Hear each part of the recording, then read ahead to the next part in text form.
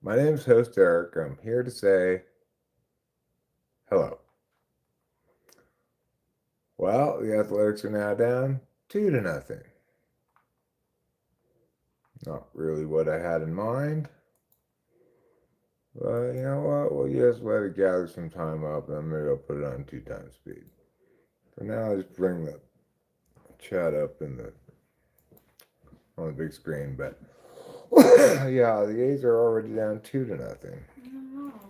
Even though the White Sox are terrible, they have a terrible record, one of the worst batting averages in all of baseball. We've somehow given up 2 early runs to the White Sox. So, this live stream is titled The Reality of Doing My Job. Hello, Daniel Berry Sports Highlights. Happy Friday to you too. Happy Friday. What I mean by that is my job in life, not my employment. My job in life is to explain things and to, you know, establish agreement via being correct, having a defensible case. But the reality of life is that being correct and having a defensible case does not attain agreement. Not at all.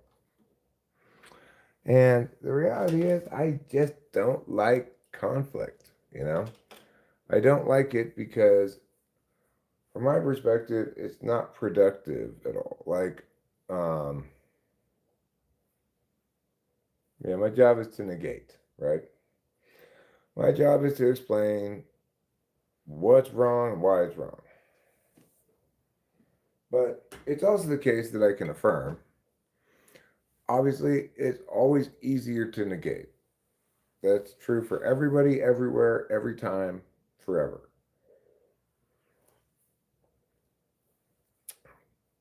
Because the burden is on the affirmation to do its job and successfully affirm. I'm not defending my beliefs, right? I am doing my job.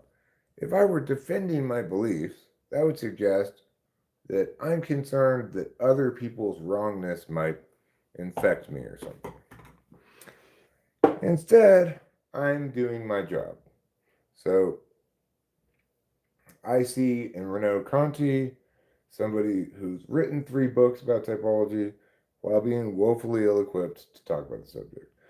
So I'm doing my job of saying, look, everybody, these are the requisite skills one would need to have if they had a chance of being correct. And this thing that we're doing, properly done, is not an ideational playground. It is instead a rigorous accounting of and a comprehensive explanation of how human attention links to both human consciousness and personality. It is an explanation that is of any value at all because it contains the kind of exclusivities and is a description of something implicit, to reality itself and to being human. Um, it's because we can actually attain something that's falsifiable or not, right? And sure, typology is not perfect. Like, for example, there's no way for me or any other typologist for that matter right now to defend against false deficits. If somebody wants to come into a typing session and fake a deficit, like study my typing sessions, they'll be able and they're actually not TE polar, they could fake that. What they can't do, and this is of huge significance, is they can't fake not having a deficit. So if they're SI polar, there's no way for them to fake being an SI type. Not if I've done a thorough at all job of testing them. But they might fake being NE polar because my NI polar test isn't definitively enough 7 or 8, right? So if somebody were to fake NE polar, I'd be in this weird, confused state because if they were actually SI polar, but they faked NE polar, well, then they must be an ISFP or an ISTP. But it might seem obvious to me that um, something else inconsistent with those, right? It would be a conundrum. But what I would point out is that what makes typology different from other soft science bullshit, including most every psychology test, is that if it's to mean anything at all, then it needs to be open system resistant, which is to say, like if you've heard about the Milgram experiment, the Milgram experiment is a test where they got some guys in white lab coats and clipboards to instruct people to continue shocking a person when they get a wrong answer. People kept doing it because they were these authority figures who said it's important for the experiment. Yeah, even when they felt very squeamish about it, right? And that was an interesting experiment and showed that people could easily enough be walked into wickedness via that mechanism. Basically, uh, authority in the name of science instructing them that is necessary for science. So the thing is, that's that's an interesting thing for psychology to do, but it is the exact opposite of open system resistant. Because I learned about that experiment in high school, I would never be, they would never have me demonstrate that propensity to be that way because I can apply what I already know. And the fact that I'm taking some kind of psychology experiment test is going to obviously remind me of those kinds of things as well.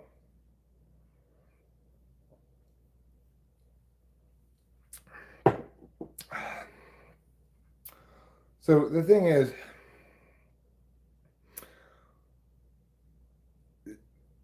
people have such a weak grasp of a lot of different things that by and large, people have no idea, like, what, for example, what would they have to assert if they were also going to assert that typology was like Enneagram or Big Five and not significantly of greater significance than either of those? And what would they have to assert if they were to make the claim that it was of greater significance? Why would it be of greater significance?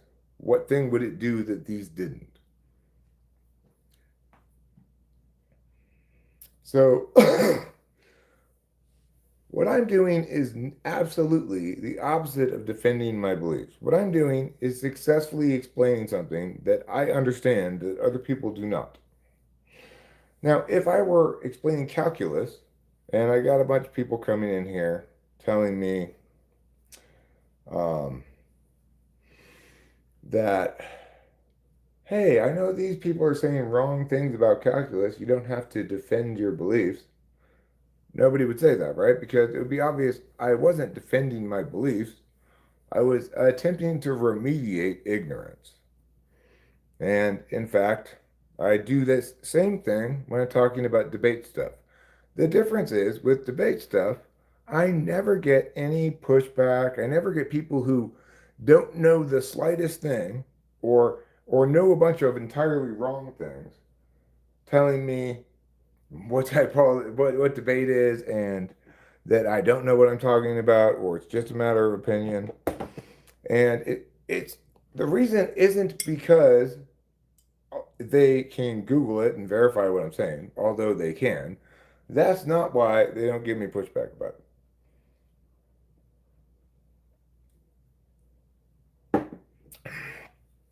The reason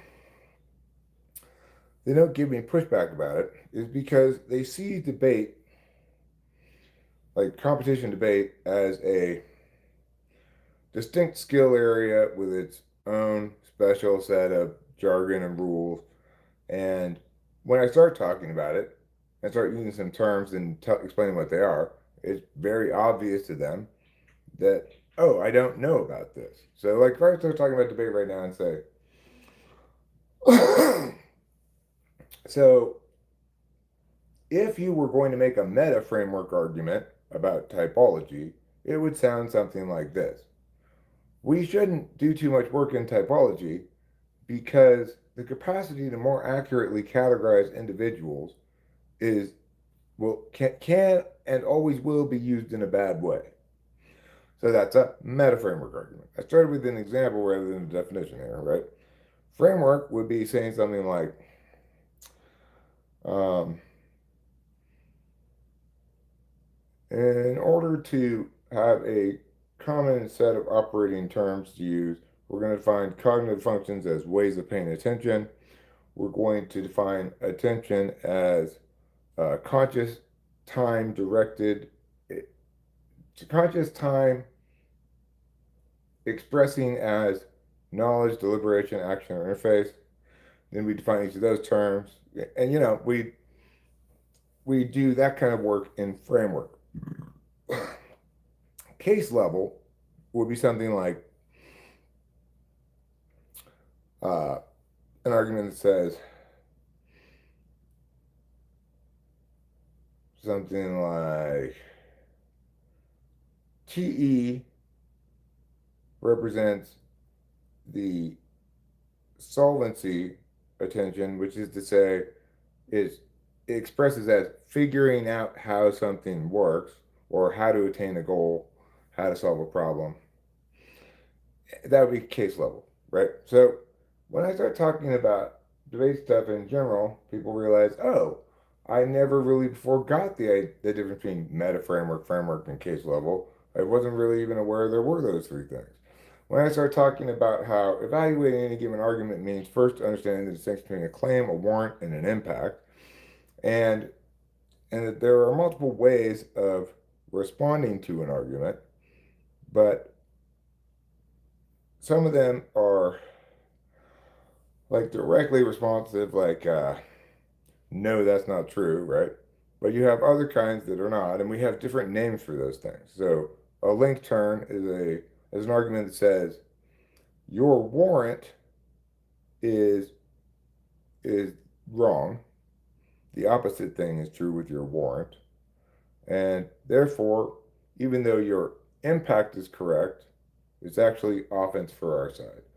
And a link turn does the same thing with the link.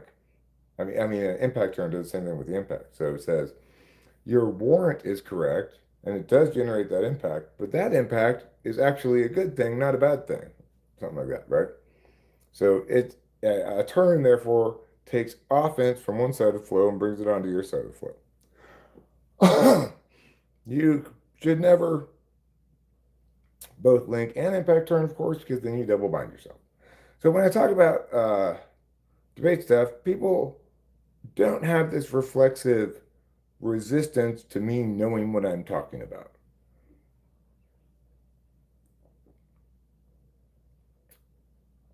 Well, future of typology, it's because I'm trying to get this point across, right? I I am going into battle nowadays because I'm redoing Type Police. And I need to again and again make the same points because number one, most people don't understand them or don't want to listen to them the first time I'm saying them or what have you. Number two, I got multiple different people coming around.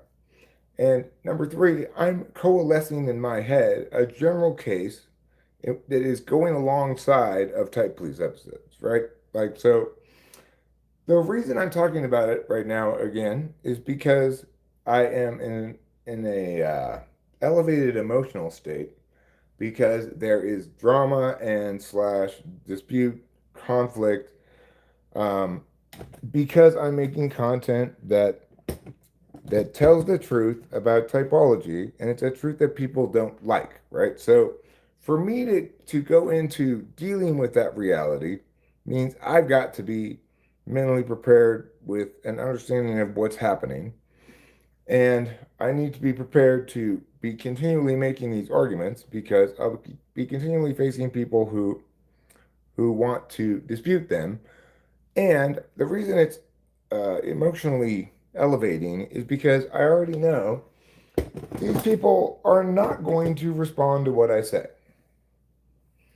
So in in a world that makes any kind of sense to me, with me again, like everybody else, projecting his frame of reference onto the world, it's important to me that the words I say have measurable impacts. Like that somebody responds to what I say, no matter what they say to it, whether they say, I disagree with what you say because meh, meh, meh, meh, or I agree. When you said this, I agreed because meh, or disagreed, whatever.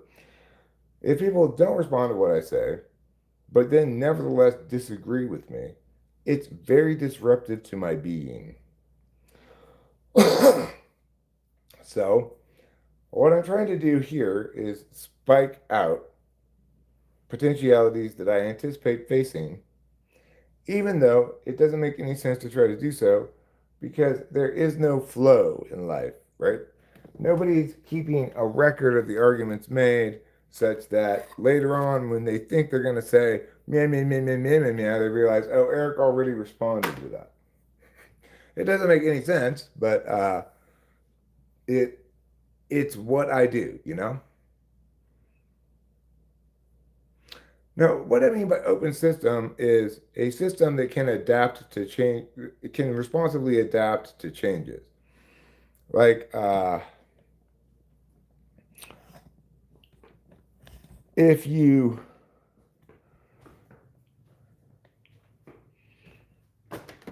maybe I used that term of art wrong. That's very plausible. Okay. I've heard it used like that at some point before, but they may have been using it wrong too. Who knows? Regardless, what I'm saying is humans are adaptive to what's been done before. If somebody runs a certain experiment on you with a certain point and you realize, oh, I was fooled, and they learn something about human beings by fooling me, well, they're not going to fool me a second time. It's like,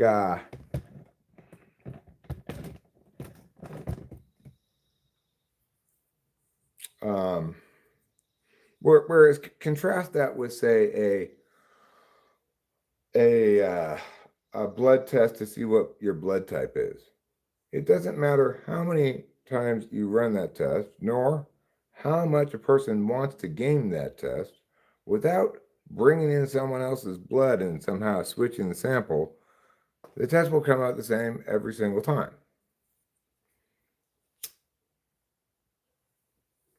Obviously, that's a lot easier to attain with physical tests than it is with metaphysical tests.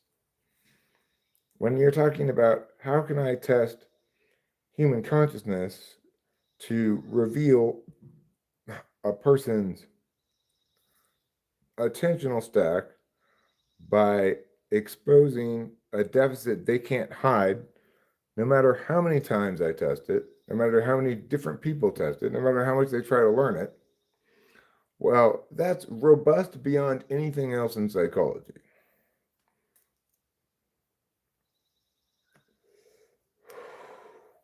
And that's what makes typology matter. So, if in fact, any of, put it this way, if in fact any of the nonsense that people spew about typology had any value at all, then I'd have no business entertaining the subject whatsoever. Because that would mean it was one of those kinds of subjects that is like expressive, interpretive, you know, subjective in its determinations and fuzzy in its boundaries. It's one of those kind of things. So those kinds of things do have some kind of value, but you wouldn't want to say that, say, horoscope has as much value as, um, as, like, for example, if you had two things tell you what the weather was going to be like on Tuesday, today's Friday, let's say Sunday, okay? If you had uh, weather forecasting models that project where clouds are going to be, and then you had a horoscope that decided what the weather was going to be like based on horoscope stuff, astrology stuff. Obviously, you'd want to use the one that actually has some reason to believe that it's going to be right. Now, granted, weather forecasting is not perfect. Similarly, typology is not where it one day hopefully will be. But in that regard, you can understand that I get frustrated because I'm using weather forecasting technologies, including, Doppler radar and cloud progression, projection stuff and equivalent. And they're, looking at tea leaves. So it's natural for me to say, I need to somehow get across the scope and scale of the difference here. And the reason that it's important for people to do it right. If there are zero good ways of predicting the weather, then it doesn't really matter. Like, well, I'm predicting the weather by I feel a chill in my bone. I think it's going to rain in a few days. I'm predicting the weather with tea leaves. I'm predicting the weather because I saw an omen, namely a crow sitting on the lower branch means it's going to be snow. Those kinds of things. If that's all there is to predicting the weather, then it doesn't matter. Go ahead, everybody predict the weather like that any which random way you want because you're all just whistling Dixie anyway. If, on the other hand, actual weather predicting technologies exist, then it's not good for anybody to believe the people who are predicting the weather with tea leaves because they may be predicating decisions on those weather predictions.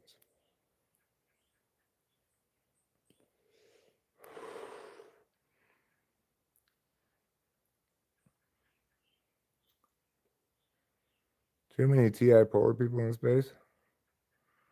I predict more fun, thunderstorms, and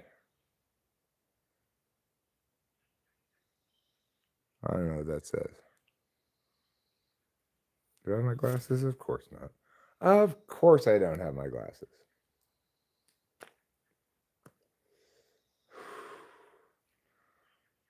So, it's like,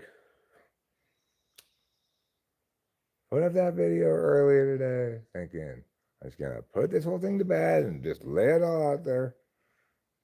Should have obviously thought, well, people are going to comment and you're going to not want to read their comments because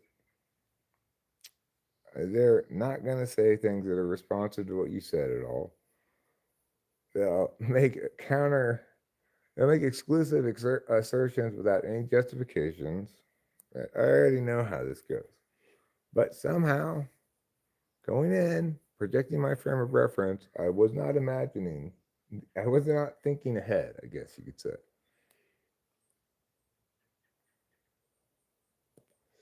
But what am I going to do?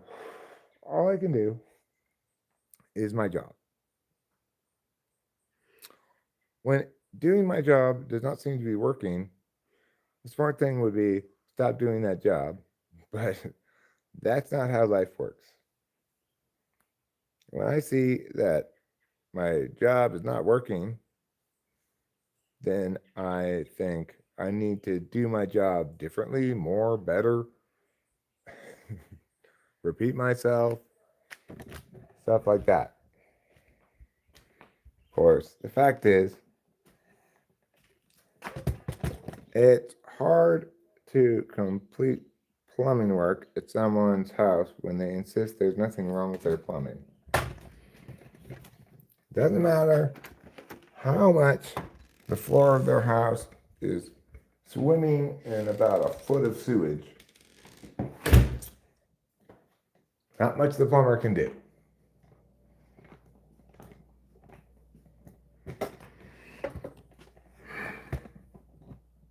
Anyway, so I started the stream tonight because, yes, you're right, because I wanted to complain. And now I have complained to feel a little bit better.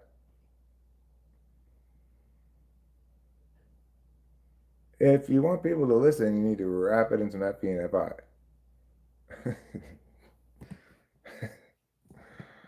um,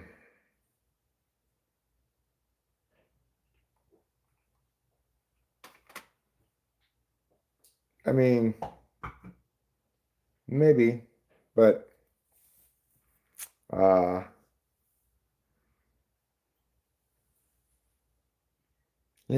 I've got a job to do. You got to explain things.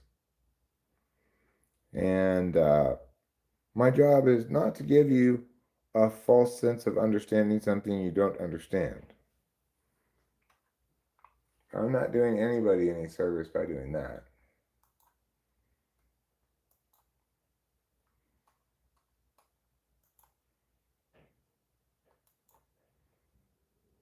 I don't know. It's like other people have their jobs too. And someone else's job is to understand what I'm saying, but have those skills to communicate in a way that's palatable to people so that the overall perspective on typology starts to shift towards a more correct one. My notion that if I can win the the frame level argument, that I won't need to even that should do the job. But because in this case, the frame level argument is that in order to potentially affirm, somebody needs to have these prerequisites, and they don't, therefore negate. In fact, that would be a meta framework argument. But the thing is, of course, that's not how it works at all in the world, even though that's correct.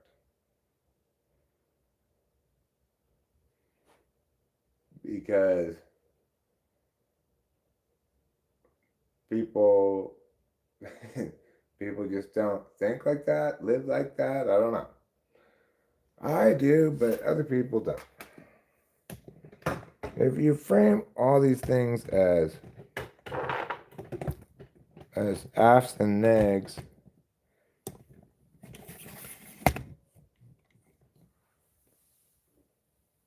then as they're properly framed, that af has the burden, and it's a lot easier to negate, and that we should usually negate because, in fact, affirmations involve some commitment, right? Some action or adoption of a given perspective or what have you. So, accordingly, obviously, everybody should agree that we should negate all that garbage. But obviously, a lot of people are under the mistaken impression that you can learn to good effect about something by learning about it from a lot of different sources. Usually, that's correct in life. Not with typology.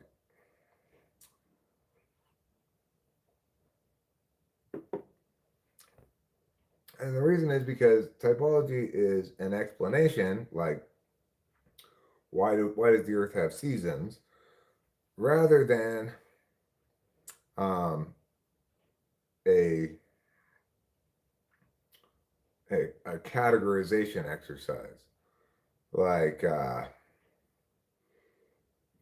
you take any group full of people, you can categorize them as men and women, you can categorize them as young people and old people, you can categorize them as tall people and short people, you can categorize them any number of different ways, and those categories are maybe useful to you for some express purpose, but they're not representative of any meaningful distinctions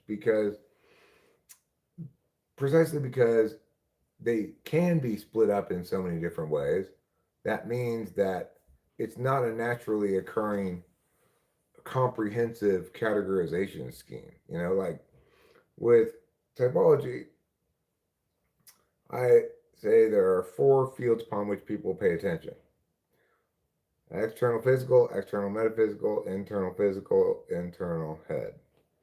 So that's comprehensive and naturally occurring. The the description I give of that reality is very different than saying, well, this room has girls, boys, men, and women in it, and that's naturally occurring. That's not, because that's not comprehensive of the matter at hand.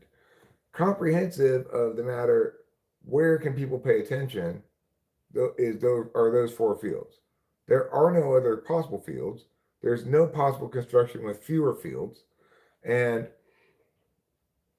the thing being divided is something that's very specific, rather than just one of any number of possible divisible attributes that you could attribute to people, right? Hi, Iko G. Hi, Too Cool for School. There's a belief that you can win the battle without the war. Well, yeah, I think that's correct. I think I do believe that I can win. I can always win the battle, because the other people, they're, but the thing is, in some sense, I can never even win the battle, because, as I've said before, regarding like evolution, even though everybody's wrong about it, I can actually go to battle with anybody who wants to defend it, and I can win that battle every single time, because in those battles, the wrong people use terms to mean the same thing that I use terms to mean. So we don't have to do a whole bunch of definitional remediation. That's not the case in typology. So I guess these conversations, these monologues, soliloquies, expressing this reality, is a way for me to gird my mental loins for this reality.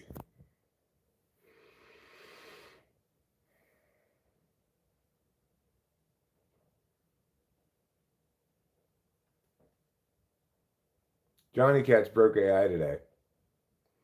Well, it is now 3-0 White Sox. How terrible.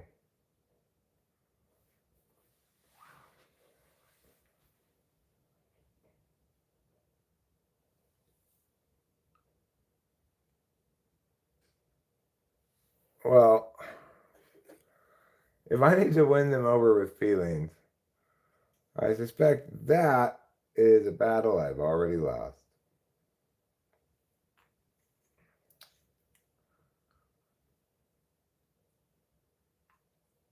I mean, because the bottom line is,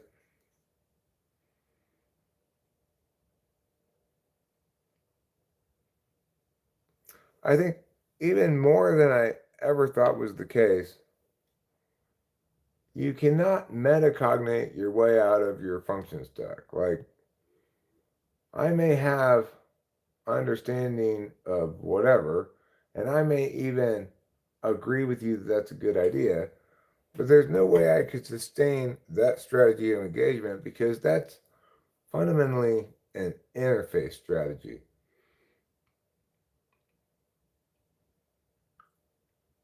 So, like, when I have something I want to say in a video,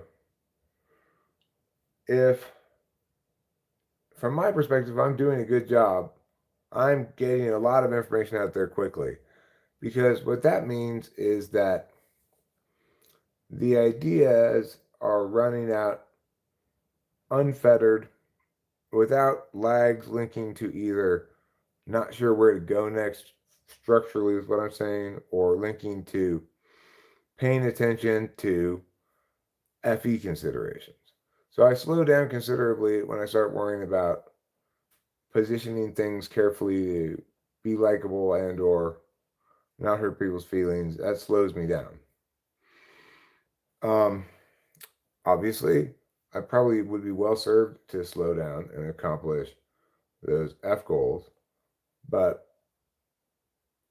just because it would be a good idea for me to be someone other than myself, it doesn't mean I can actually do that.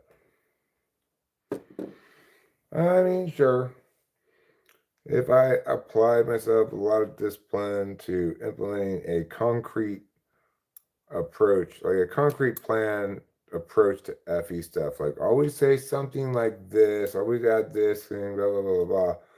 I could probably stick to that with a little bit of self discipline, but the tragedy of TI, we are right, but everyone is either too offended to acknowledge or too illogical to get it. Well, yeah, it's understandable that people who don't use objective deliberation with ideation to successfully negate that which is wrong, that people who don't do that, they do something else instead. And just as we trust our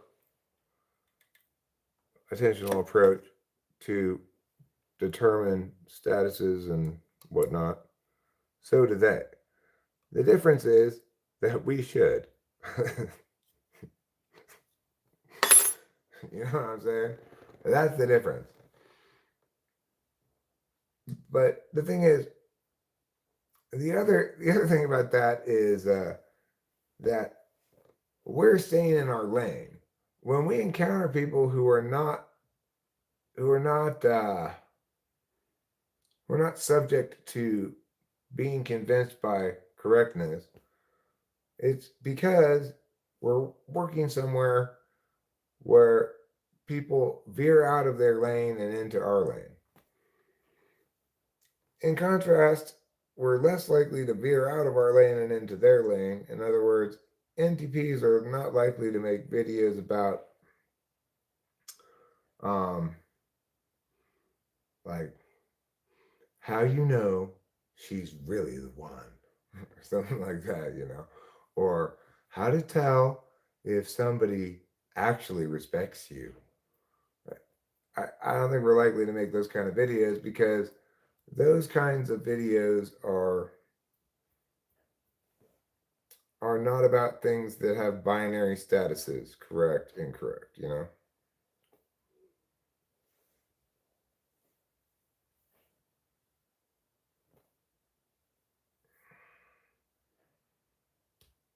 Because those kind of videos are cringe.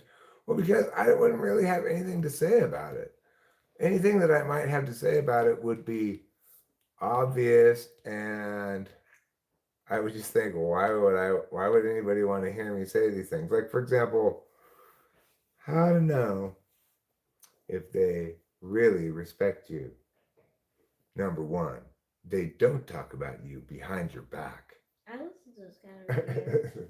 I'm not saying there's anything wrong with them. And also, they can't self-reflect. That's fine.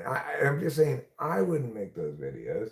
Oh no. Because I would think that if I was saying those things, that both they would either be too super obvious and not informative at all, or they wouldn't really represent a universal, in which case I shouldn't say it. We're following and have put in the work and giving energy to justifying that in a way minimizes it, don't you think? I don't doubt that it does from certain perspectives, right? Like from my perspective, I'm just reiterating the case, hammering home various points that I think have greater significance. Um, like I said, trying to spike out potential objections ahead of time. It doesn't make sense from a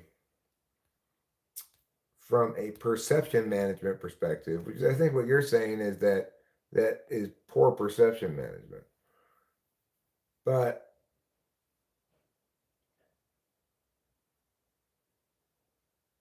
I mean, I'm not trying ultimately, I guess, to successfully manage perceptions. I'm trying to punish wrongness with my decisive, correct negation of them.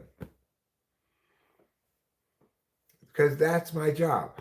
My job is not to manage perceptions.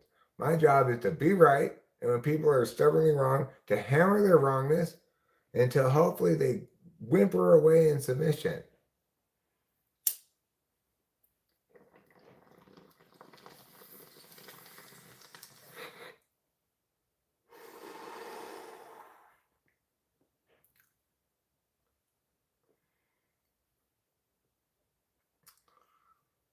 I mean, yeah, they lack the competencies, I guess, but I'm very good at explaining things so people can understand them. I taught public forum debate to fifth graders. I got fifth graders to understand complex ideas, no problem. It's just a matter of expressing them in multiple different ways, coming up with good analogies and examples. Of course, I don't have the capacity to get people on YouTube to practice the things I would tell them to practice. But the thing is, I find it very hard to believe that given how good I am at teaching and explaining things, that really what's an issue here is their lack of necessary competencies. I think instead it is their attachment to their current perspective on it because they do not care about being right.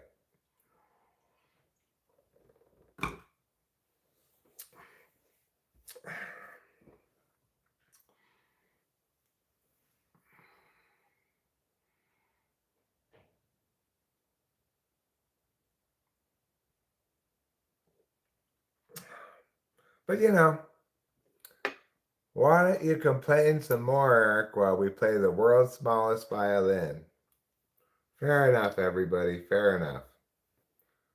I always feel better after talking about something like this when I've been just kind of meowing it in my head,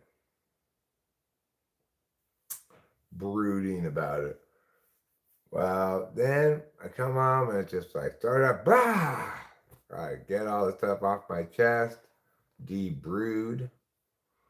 I got to debrood like I'm a dude who wants to debrood today. Did that random? That guy was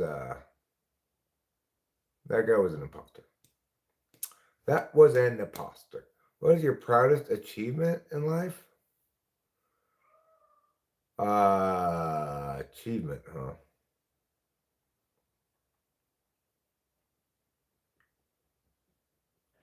Well, if we're gonna classify achievements as some sort. Oh shit! Holy shit! There's a bird inside. Yeah, there is. Come on, bird. Come on, out here. She's got it. She's got it. Capito, no. Let that bird go. No. Come out here, bird. How can I help? Go ahead, bird. Let's try to shoot it out that way. Go on. Go on. Perfect. There you Good job. Nicely done. go. Okay.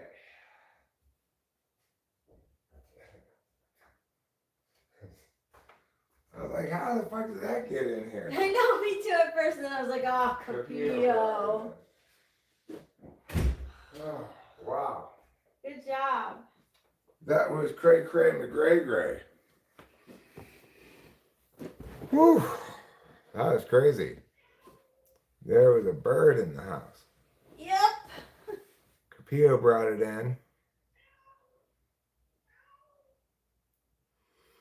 Classify achievements as hitting any personal goal, whether discovery of inner peace or success through businesses. Proudest achievement. I mean, I guess it would be my success as a debate coach. You know, I was super successful. We won a lot. We won national championships. We won schools of excellence. You know, we won a shit ton. But actually, you know, this wouldn't really be an achievement, but I'm also very proud of the time in Pomona where the cops were tasing the shit out of this guy. And there's a big, huge crowd of people standing around. Everyone was just silently watching until I said stop tasing him. And then a lot of other people joined in. So I demonstrated that I was not subject to the bystander effect. I'm proud of that. You should be.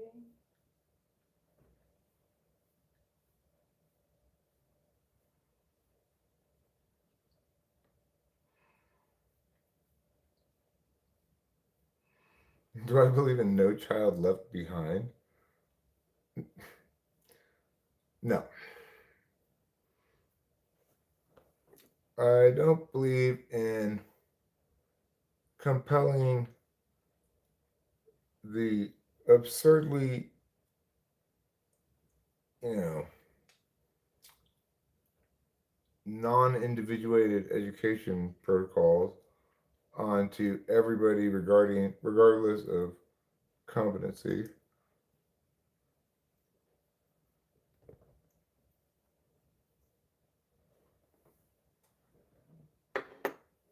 Thanks, Ricky. Yeah, I can't watch that video. That's too intense for me to watch. And it gets my heart racing watching it. But I did put up a video about it.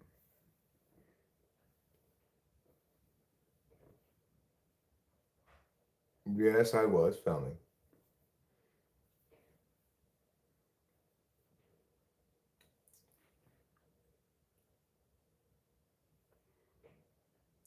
For a while now, my brain has been in a perpetual state of dial-up cognition. I miss having a more agile mind, but it is what it is. How do you think future generations are going to turn out? I have no idea. I was talking with Rachel a little bit about this in the car today. That when you think back over the course of the last 100 years, there have been a lot of major technological changes, but you could classify them all as either um, like changes of degree, changes of like like versus say category changes. And so, for example, the nuclear bomb, you could say it was a change of degree. It was just the end of a progression of technology in terms of maximizing raw impacts, right? And eventually, humanity got all the way to the end of that with like Tsar bomb. It was like 100 megatons or something like that. Um, and so you could say, well, that was a change of degree, but it comprised such a change of degree that it was also a change of category. In that, like prior to nuclear weapons, there was one kind of war. You waged war, and there was not necessarily, you could wage naval war, land war, whatever. After nuclear weapons, there became conventional war and nuclear war. So that's indicative of a category change, right? When you have, at some point, you have, and this is more than 100 years ago, but at some point you went from everybody using pen and paper and writing letters and stuff to having access to typewriters.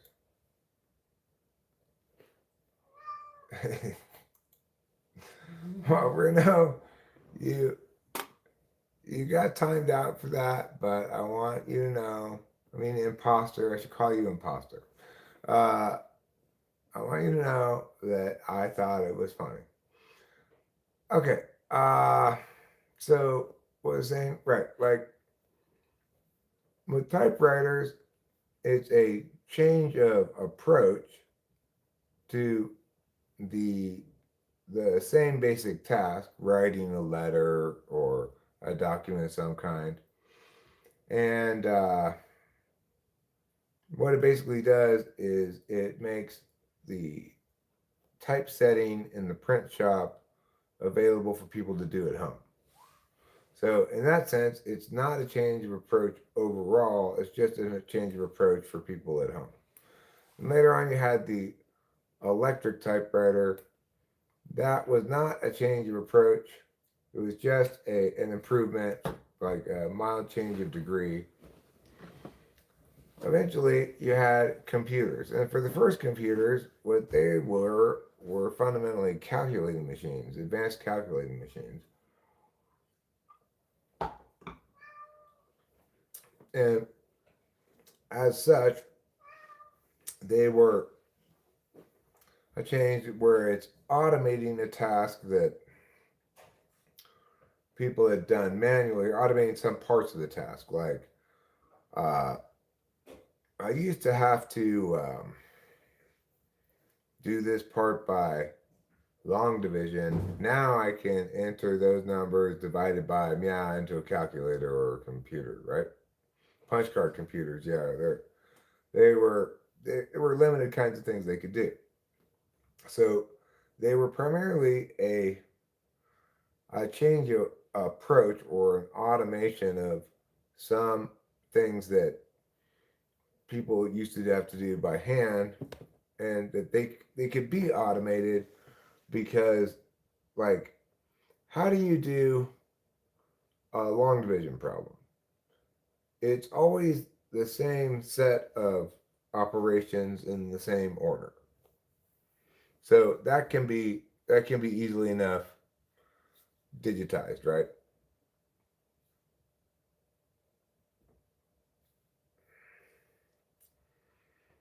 But as computers get more advanced, you end up with something like early Apple's, Atari's kind of things, where now all of a sudden you created an entirely new thing. People always played games, but never before was there a game where you could move around a little guy through a variety of different virtual environments. It's just fundamentally a different thing, right? So that represents a change of category. And then you get like cell phones in their initial incarnation were just a change of an improvement by in terms of portability of a landline. Later, they introduced a change of category when texting and paging came about, because that really didn't exist in any form prior. And then still later on, you have the internet. With the internet, you've got it starting out as just a better way to do libraries and newspapers and stuff. But right away, you also have this shift of paradigm where now you don't have to go past gatekeepers to publish something somewhere. It may not have any viewers, but you can nevertheless don't need anybody's permission or approval to do it, right? So then now let's get to and then also with the internet, eventually you have it replace the existing paradigms for brick and mortar stores, shopping and such, that Now there's only some kinds of businesses that still function as brick and mortar stores. Some of them are, I guess you'd say, internet proof, like restaurants. Even if the internet's going to deliver some food to you, it still has to get it from somewhere, right? Um, and another kind of thing that's kind of internet proof is like barber shops, car repair stores. Uh, you can think of other ones, mostly not selling retail physical objects. But now let's get to the whole point of this whole thing. Next, you have AI. AI is categorically different from everything that's ever come before, all those other technologies I've said before. And the reason it's so different is it's no longer like a way, like AI is not a way for people to make images, even though that sounds ridiculous. It's us telling AI to make the images. So it's delegating to uh, uh, AI things that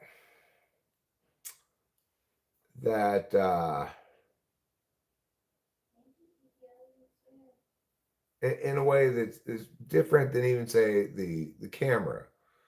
True, when people um, had a camera, all of a sudden they didn't have to frame out the thing they wanted to paint, sketch it, and then go home and paint it, and then finally have a picture of the thing that they wanted to show. Now they all of a sudden had a camera to take the picture.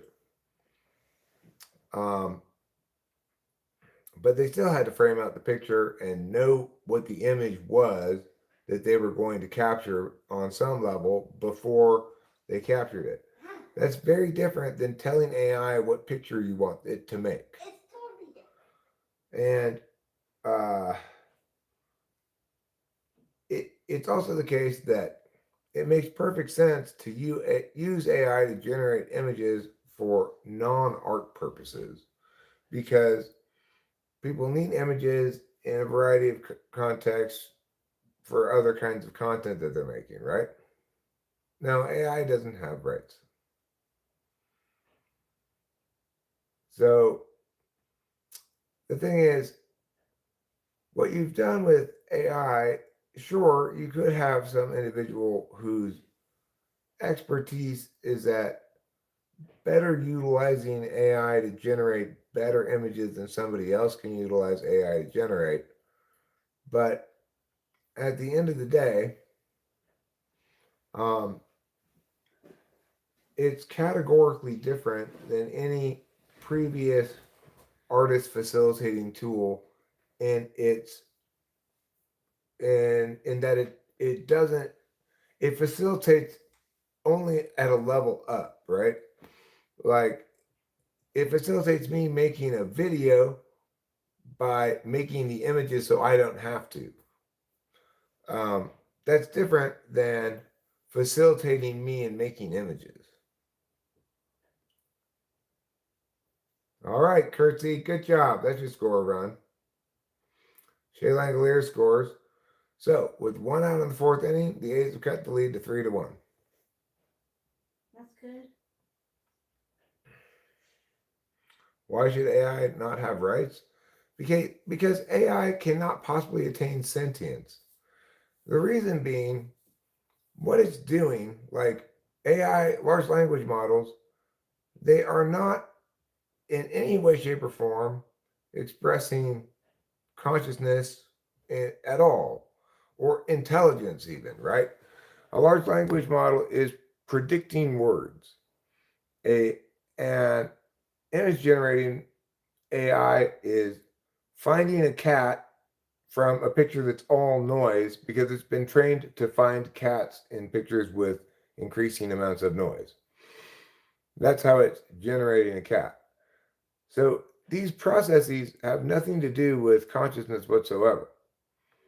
And the other reason, AI is never going to be conscious is because when we look at what AI is, instead of being an entity, it's a succession of modules, each of which uh,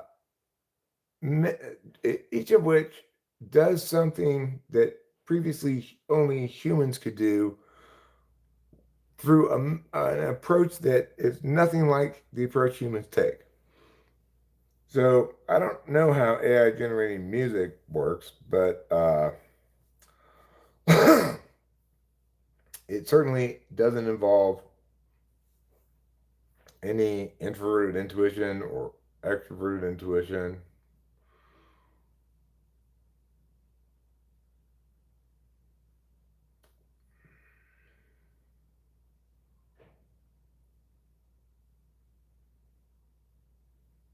Yeah, I mean, well, the AI that gives you answers in Google, like the Gemini, some summary answer to the question you asked, that is in fact a glorified search engine. But a glorified search engine can join to the large language model. But the point is that AI is modular because it is not artificial intelligence.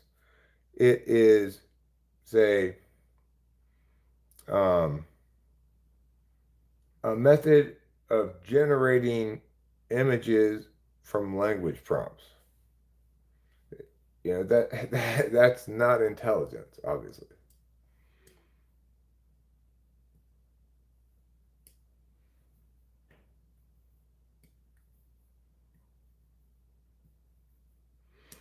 Rand is steadfast and intent on commercializing the human psyche. This I will guarantee, and time will show.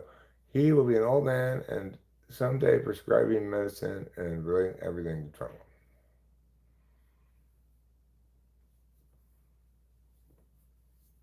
A not agent synthetic incorporeal liaison. Okay, you could call it that. What makes an agent conscious? Well, as far as we can tell, as far as we know, um, consciousness or being expresses as biology paying attention across time. So it's likely that it would never be possible for us to build a self-aware sentient artificiality, and that if somehow we could, it would have to be by growing it in the same way that we grow a baby into a human being. That there's no way to attain sentience without without access to physicality, particularly biology. Like, what exactly would introverted sensing be if if Oh, yeah. you don't have a body? He's so isopolar. Hmm? He's so isopolar. Yeah. Like you get like rocked by a big boot. Yeah, well, you're doing it gently. Yeah. The other thing, though, is I don't know this for sure. Obviously, I cannot anticipate some quote unquote black swan. For example, never in a million years would I have said that this is how AI is going to play out. There are going to be distinct forms of it, each directed towards a specific creative task. In other words, AI will be synonymous with generative. And in fact, that each of those approaches to generative works is going to be different and unique to the thing being generated. And none of them will be informed at all by the way humans do it. Who would have predicted that? Not me.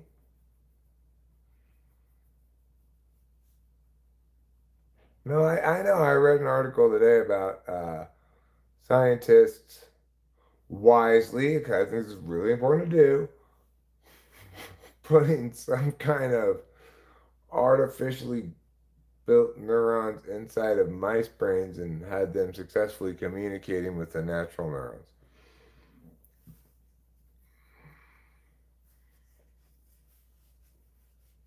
Right. Well, I mean, I didn't think so either. When he first ran for president, I said, there is no way in hell that man's going to become president. Nobody's going to vote for that fucking tard. Who? Trump. That's exactly what I said. Someone interviewed me and I said like almost exactly that. Yeah. And now I regret my words and it's on film. Boy, was I wrong. I mean, I don't regret. Boy, was I wrong too. I don't regret my words because my words show a laudable fundamental faith in America that So apparently was mine. misplaced, but nevertheless is noble. That's what mine was too. I was like, you know, people like, I thought people would know better. I don't know. I thought he was a joke. Well, I know. I that's what I'm saying, Johnny Katz, is I was on the other handing myself and saying, on the other hand, I was wrong about how this AI played out, so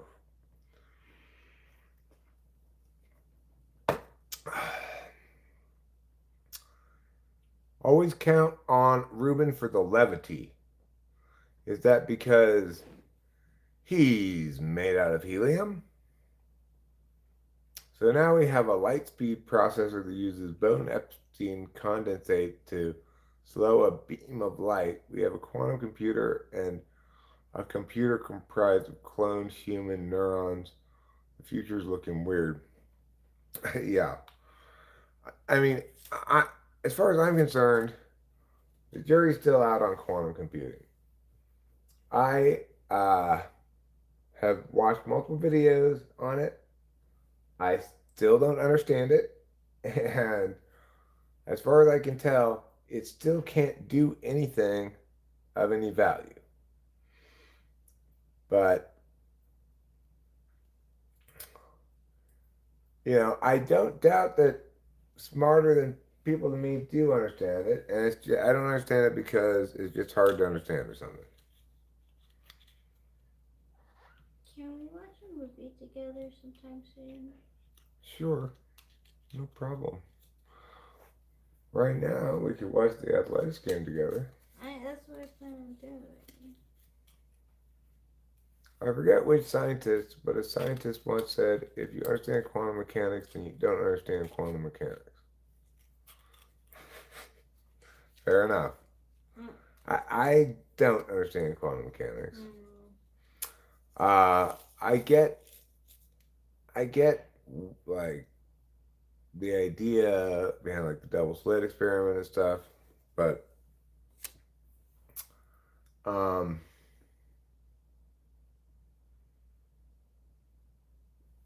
I do not understand how quantum computer works with its qubits. Like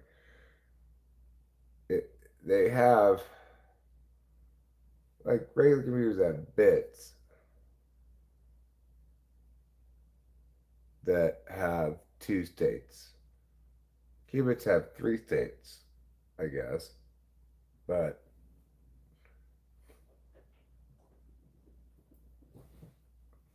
I guess one of them is undetermined yet or something. But to prove the quantum entanglement is real.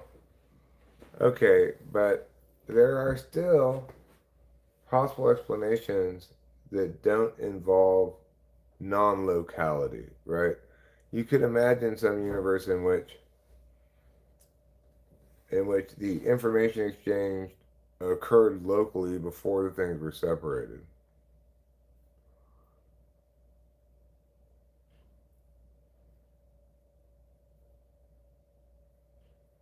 You know what I think is self-evident? That the processes of decay occur at a much faster speed than the processes of assembly.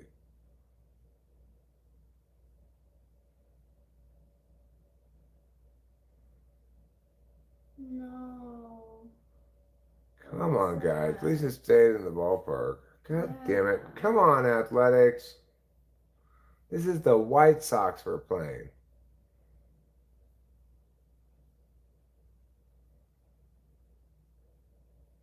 I don't think it's the pitcher's fault. Ren can't prescribe medication. His PhD is in intellectual history.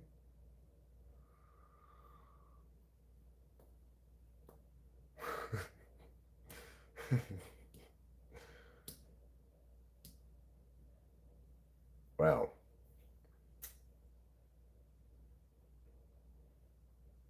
too bad it wasn't in how to explain things.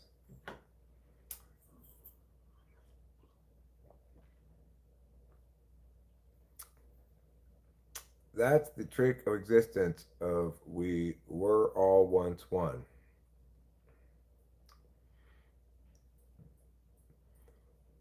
A primordial soup don't make no sense. Don't make no sense. Oh, you mean things don't move from disorder to order?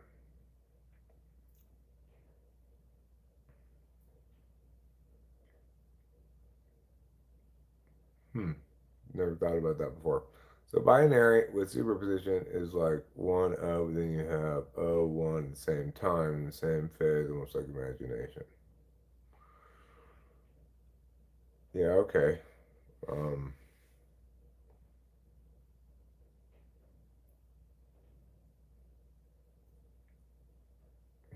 okay, but I don't understand how you use that to determine what the answer to a given question is. Or like what process do you run on that system that takes advantage of that, or that needs that to accomplish what it accomplishes. I mean, I understand what people say potentially it will be able to do, like contemporary encryption is on life support because quantum computers will make currently uncrackable passwords crackable. But I don't understand why. You know, they did away with the penny, but I keep getting them as change.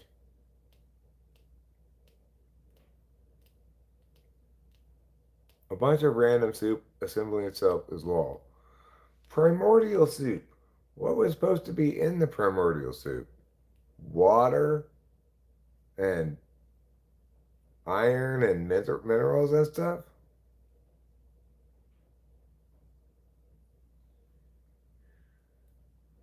MSG? Hmm. Well, I'm glad they didn't make it too bland.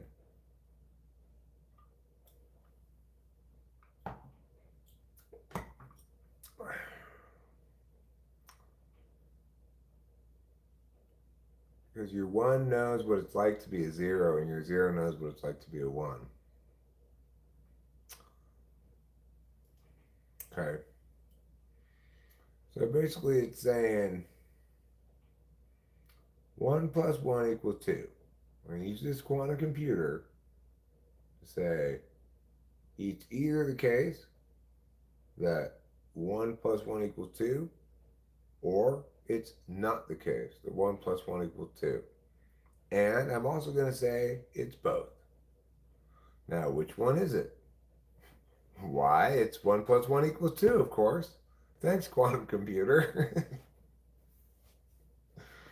I don't get it.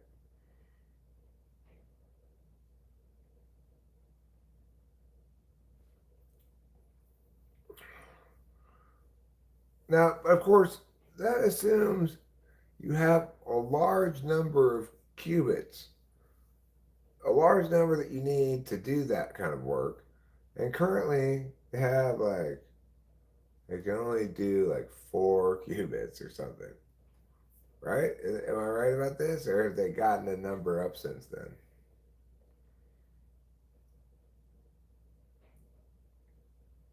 Like, doesn't it seem, Ruben, by calling it the primordial soup, they're already priming the water with the idea that things grow in there.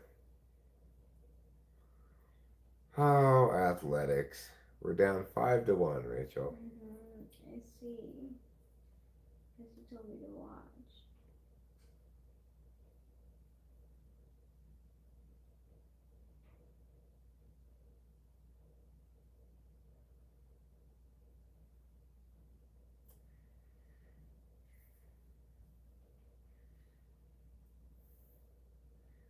The wheels on your car are quantum entangled. When you measure the front wheels, you instantly know the position of the back wheels.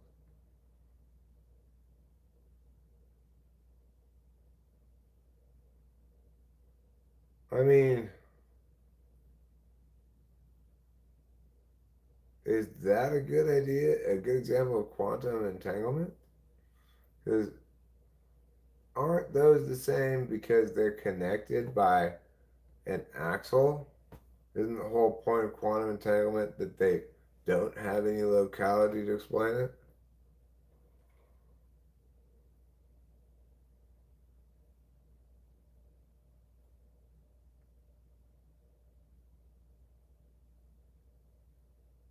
It has to do with the independence of measurements. Equipment systems to process states at once, representing massive parallel data calculations, greatly accelerating complex multivariable problems.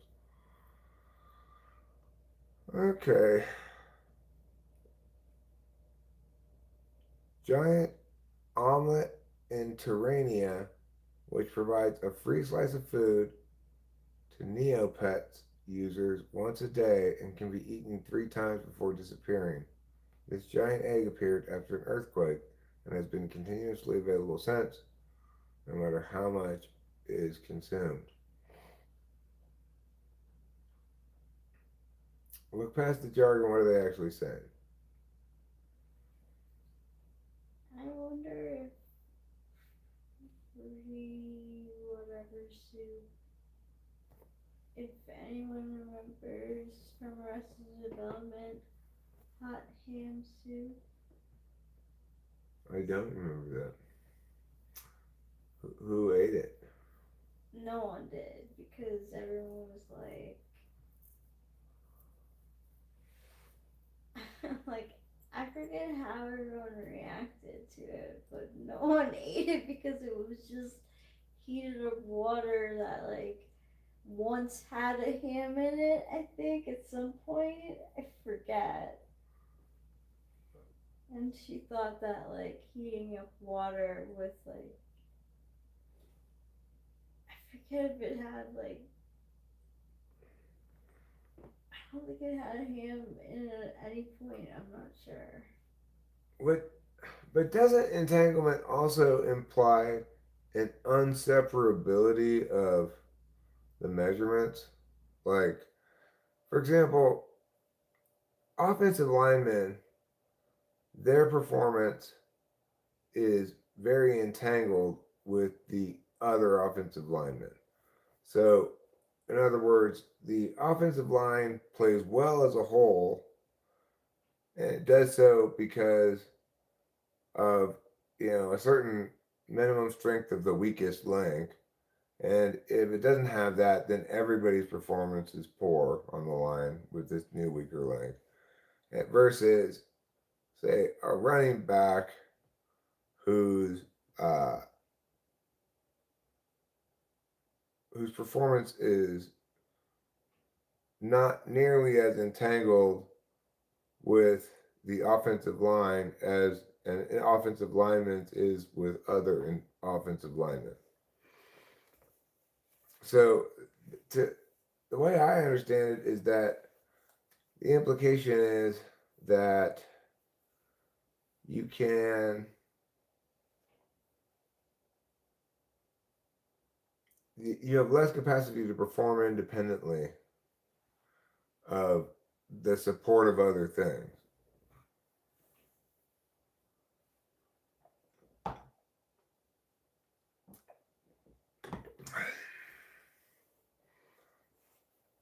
Right, but what football shows us is that there are degrees of entanglement. So with a car, they're fully entangled. With football positions, we can see how different positions are more entangled with other positions than other positions are. Okay, future typology. I would agree with you that it was a bad example, and I almost used a different example because it seems like a bad example, but that was actually the example that they used in the video that I learned about this in. The guy's very rigorous in his data analysis, and he's like a statistics guy and stuff. So I don't remember.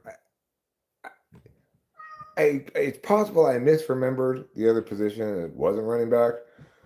It's also possible that if it was running back, I too at the time thought that's odd. I would think running back was quite entangled with offensive line, but I think the point was possibly that he was trying to take two positions, both of which, by common understanding, are highly dependent on the same thing, the offensive line, and showed how actually other offensive linemen are much more entangled than the running back. That's me speculating at this point because I don't remember that level of detail.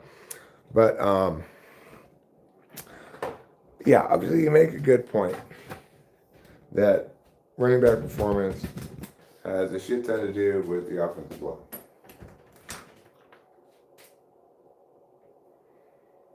I don't think any of us believe that Emmitt Smith was actually a really good running back. I'm alright, or am I right, or am I right?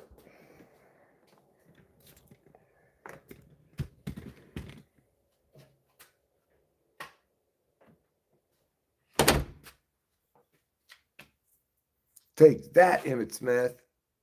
You just got burned.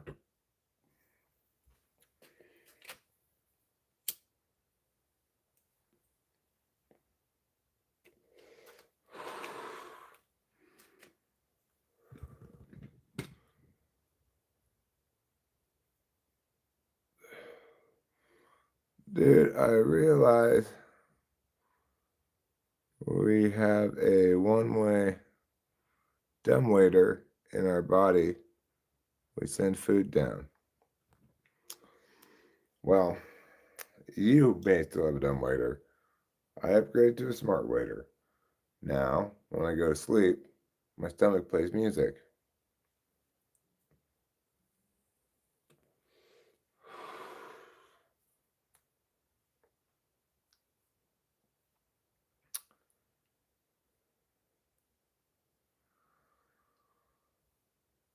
So, I wonder what Rachel and I should watch. I'm envisioning that we'll probably wrap this up relatively soon, watch a movie. What would be a good movie to watch? We could watch.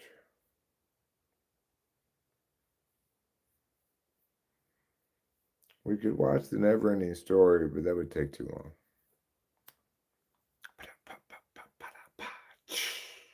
Hilarious joke.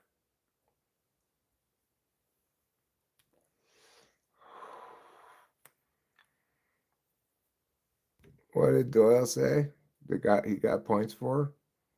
What about vomit?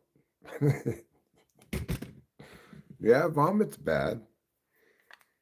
What about vomit?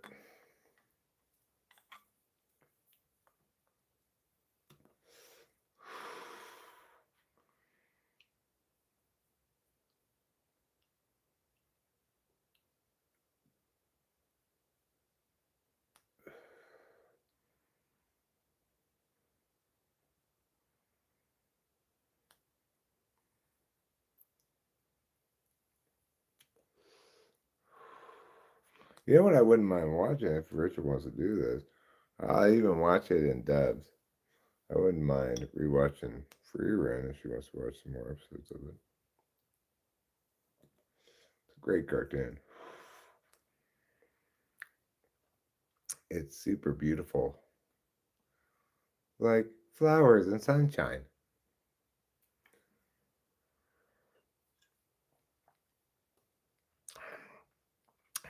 You love dumbwaiters?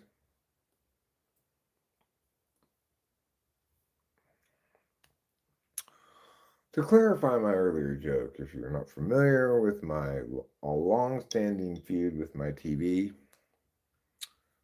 it has taken it upon itself, without even consulting me, to autoplay music when the computer goes to sleep. Oft blowing out speakers in the process. Hasn't literally done so yet, but sometimes I got those speakers up loud, you know.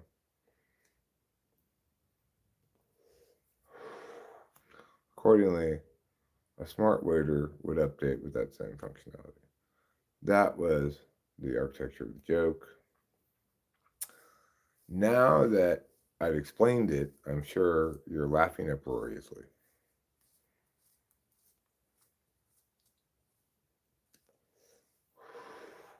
Some things in life benefit from an explanation, and some things in life do not benefit from an explanation. That's the moral of this story.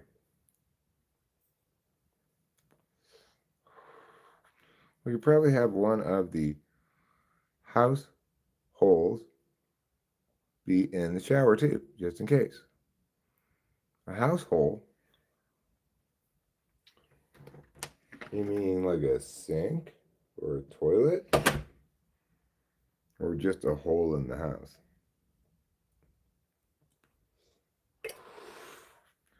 Well, it was pretty exciting earlier when we got an uninvited bird into the house.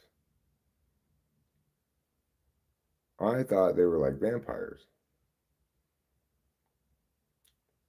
Maybe the cats are allowed to invite them in. Eric, send us your TV model and we'll get you a checklist to fix it, maybe. Okay. I bet you it's not possible without the remote. I'm 90% sure of that, but I will tell you, if you find a solution, I certainly would appreciate a solution. Oh, sure. I feel some slight satisfaction, I suppose, in complaining about it. But I bet you don't feel satisfaction in hearing me complain about it. So I was thinking outside about movies we're going to watch. But I figure we'll wrap this up relatively soon. Do you have any movies in mind? Oh no, I did not mean tonight. I figured in the next few days. I mean, I'm down to watch a movie tonight. It doesn't look like this baseball game. We'll tough it out. I figured we'd watch a little bit more, no? Yeah, because the A's do have the capacity to come back. I don't know what to watch, really.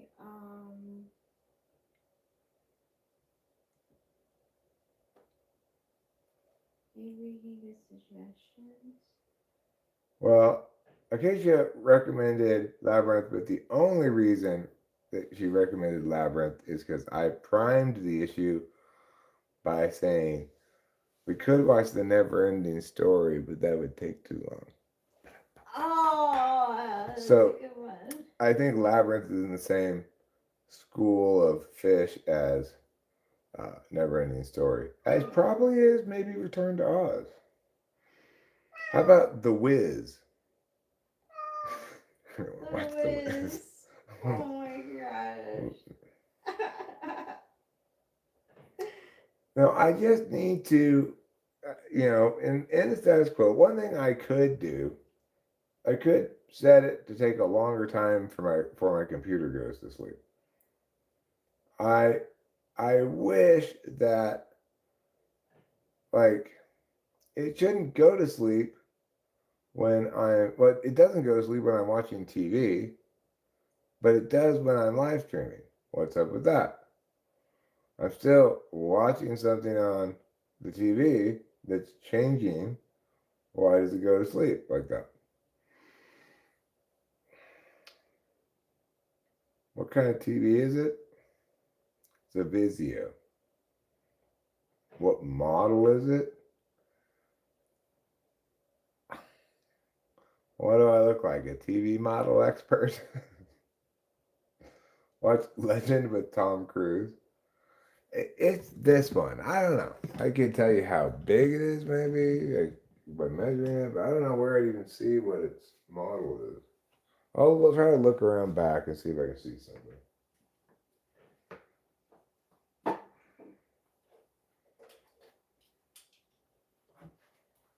Lawrence Butler. Hey, why don't you strike out again? I was being sarcastic.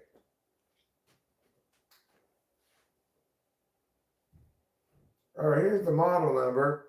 E70F3. E70F3.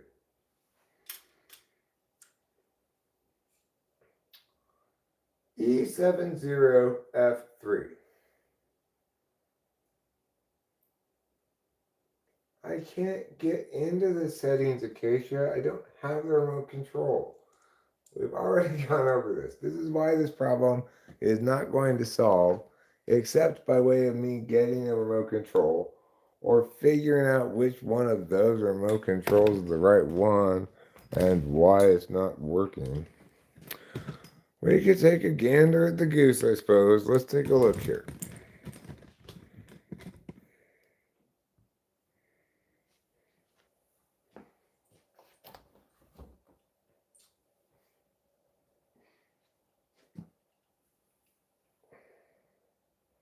How do you like them apples? This is what they call a lady's cum rag. Instead of covered in cum, it's covered in lipstick spots. It's that gross. Okay, let's see what we got here. Dish. HDTV random remote. Sanyo. Toshiba. Philips. Sony. Vizio. Alright, let's see if it has any batteries.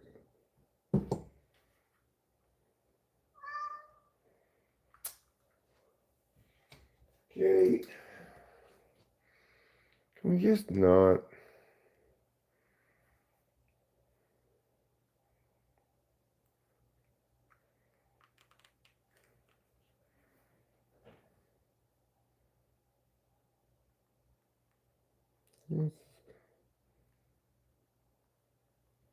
It's looking like some kind of stapler.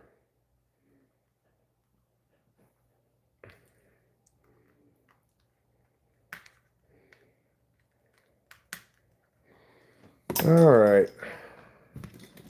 God damn it.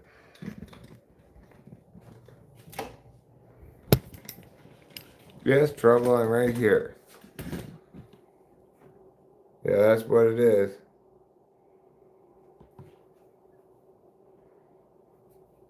E70F3. See you, Doyle. Thanks for being here. I hate myself and I wish I was dead. Sorry. No, I'm sorry. I'll try not to say that audibly.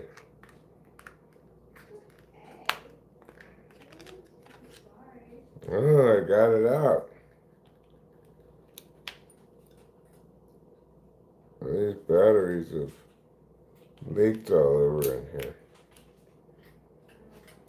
It's okay. I think we can still get it to work.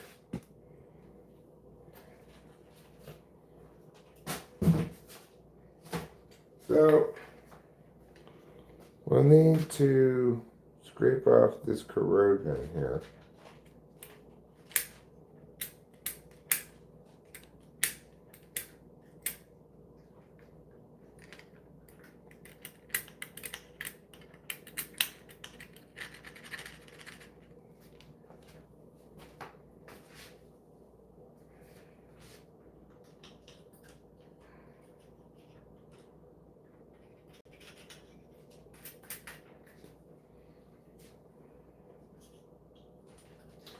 Wow, Ruben, you know, if this works, you will have really accomplished something. Now we have the next question. You might call the challenge question. Do we have any AAA batteries? I see some quadruple A's. Obviously, we have double A's. Everybody has double A's.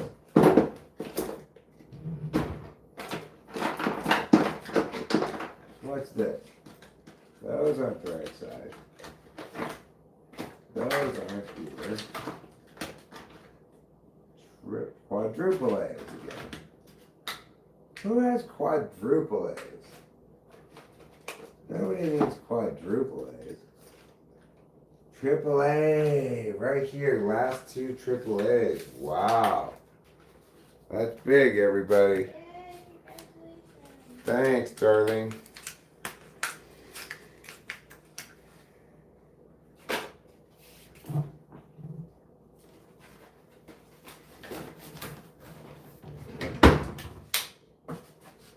Okay.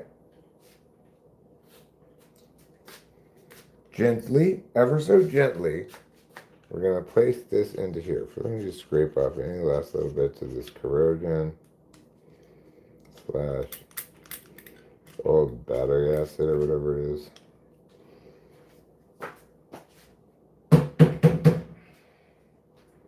All right, let's give it a shot.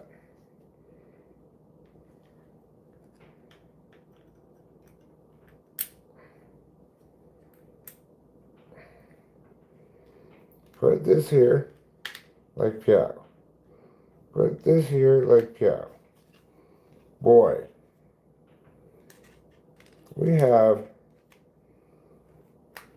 I have real hope for the first time in a long time. Real live hope. Probably shouldn't get my hopes up too high though. I have a feeling my hopes are about to be dashed.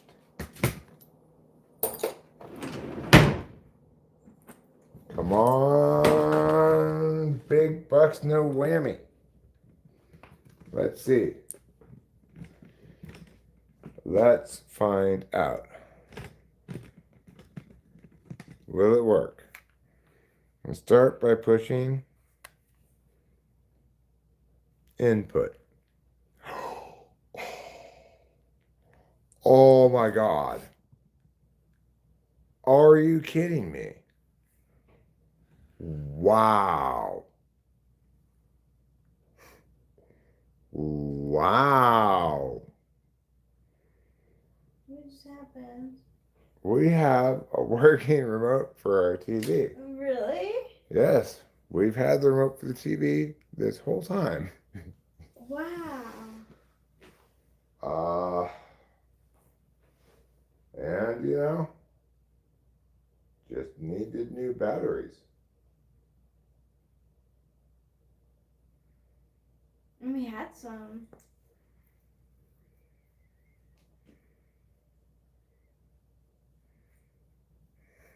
Just cut the microwave power cord and soldered the cord to the remote control's battery.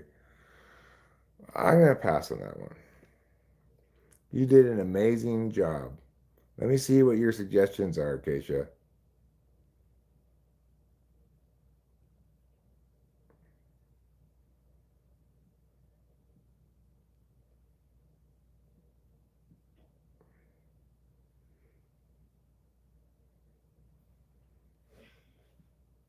Go to Vizio Home Settings. Okay. Is that an input? Vizio Home? Yeah, it is. Okay. Okay. Vizio Home.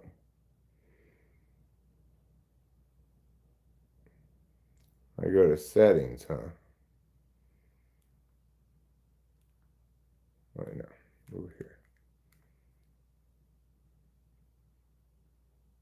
There. Settings.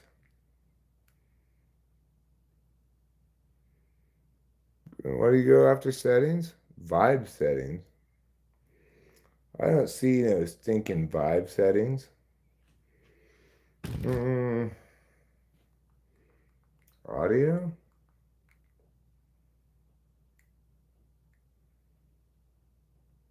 Back.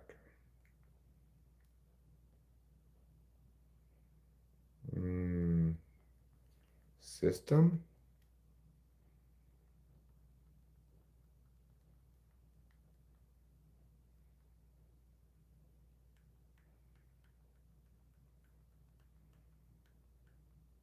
Back. Input settings?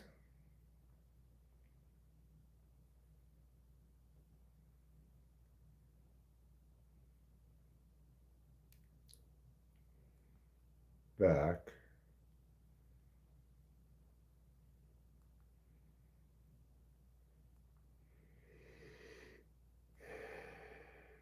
Timers?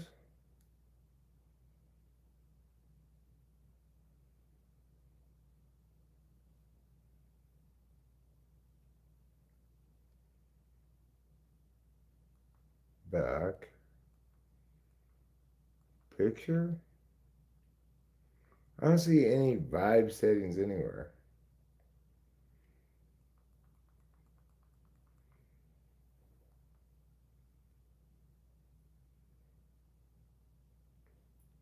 I expressly claim that there are no such settings.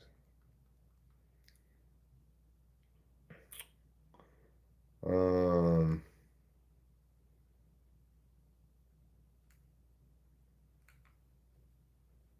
okay.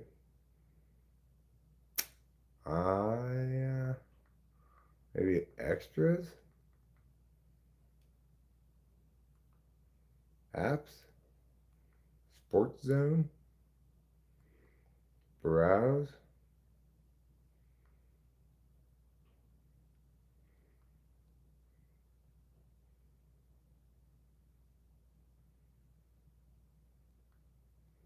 I look at extras, smart home settings, home page settings.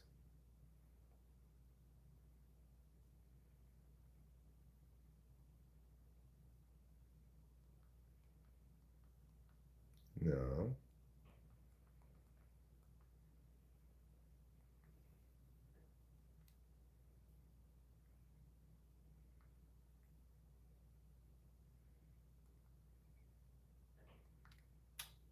What?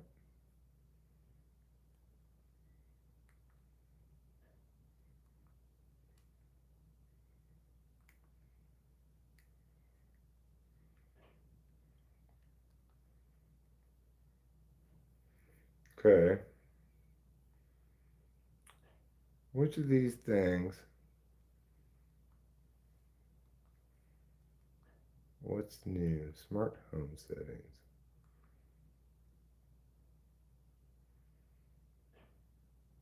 That shouldn't be it. Google Cast. Notifications. Oh, it's on notifications.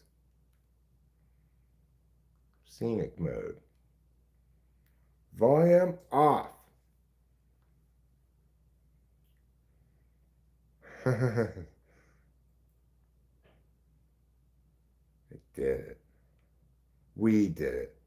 Who am I kidding? You did it. I am absolutely astonished. Wow, that is amazing. That's great.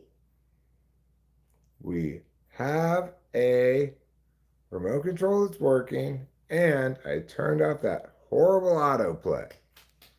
Great job, everybody. Great job. Great job. Amazing job. Who knew that such an intransigent problem would be solved on this evening's live stream? For real. Wow. Sometimes life brings you pleasant surprises. Today is one of those times. Now, when I go get up to later, I just turn off TV with the remote control. When I want to turn up the speakers, You turn it up with the remote control. Turn it down with the remote control. Oh, Both of them. it turns on that one, huh? That's not ideal. Um,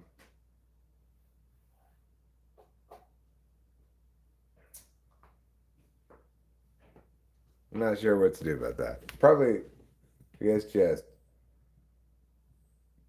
I'll have to maybe unplug that and plug it in when I want to use it.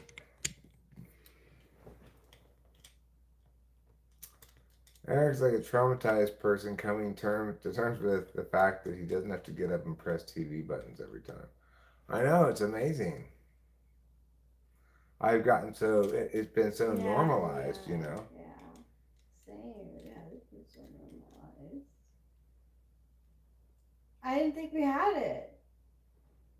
Like, I thought the whole joke and the whole thing was like there was every remote except for that one for the TV. Well, I don't know if I didn't see it or if I tried it and it didn't work and I didn't try the batteries or I don't know. I don't know what to say about that. This is obviously a TESE problem. Me being avoidant of stuff I don't like.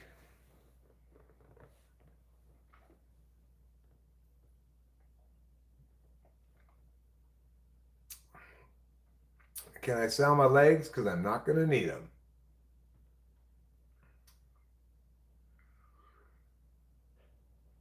Well, the truth is, Grace Lever, I mostly did figure it out on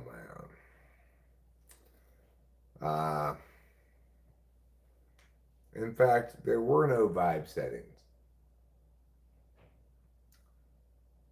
But most importantly, it never would have happened at all without the initiative power of the team. And that's what matters most because once rolling down a hill, a ball can reach the bottom all by itself. But what's required? Somebody to push it over the edge.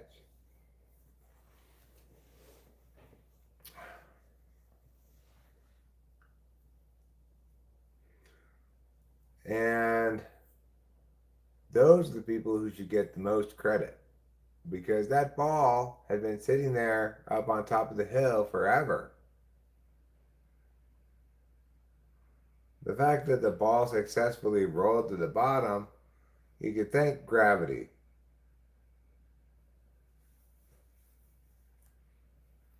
And roundness, of course. Don't forget roundness. Yeah, well, who knew we had like 2 4 packs of quadruple A batteries? Quadruple. Like, what even uses quadruple A batteries? I don't know. Why would we have two? I don't know. I'm wondering why we even have one. Yeah. I mean, you know, I brought batteries from my dad's house. God damn it. A grand slam. We are now losing 9-1. I think it's fair to say this game is over.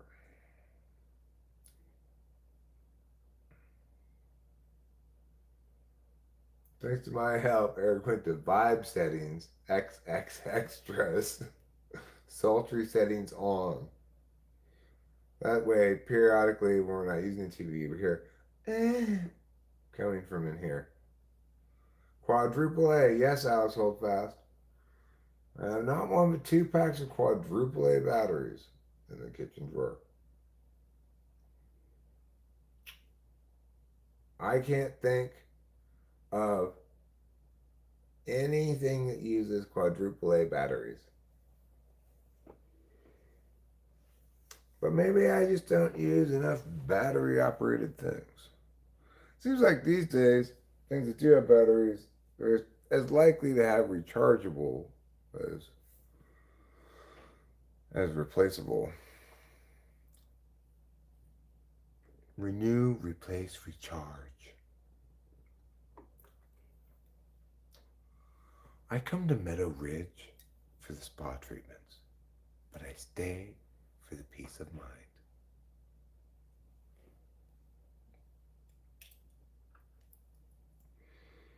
I asked y'all when I typed in, I got it all figured out now, Johnny Cats. It's all good. Turns out the problem was I didn't use the remote control. Um, so why do I need to read the manual? Please tell me why I need to read the manual. I'm quite sure I do not need to read the manual.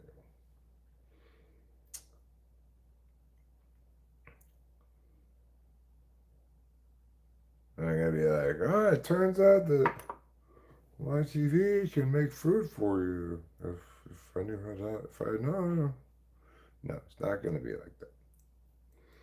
I mean, maybe it might not be terrible to make it such that periodically Jared's Spotify list doesn't pop up on our TV. Seizing control of it. Oh, it does? Yeah, it happens sometimes. Really? Yeah, and I have to get out and push the input back to HDMI 3. And then sometimes it'll come on again, and I'm like, oh. Oh my gosh, I'm so sorry. Probably concurrently his house is going like, what's going on? Why can't I hear anything? Mm-hmm.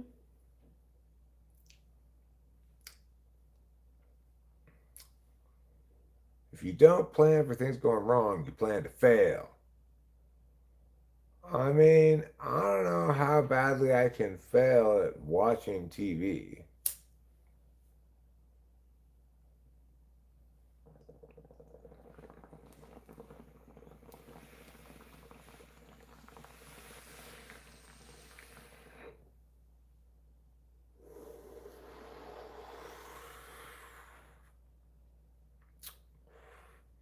Everyone's probably just tired of hearing me complain about it.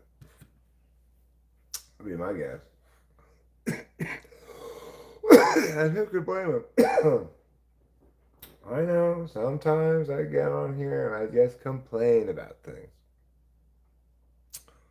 And I respect that I should not do that because nobody wants to listen to somebody just complain about things.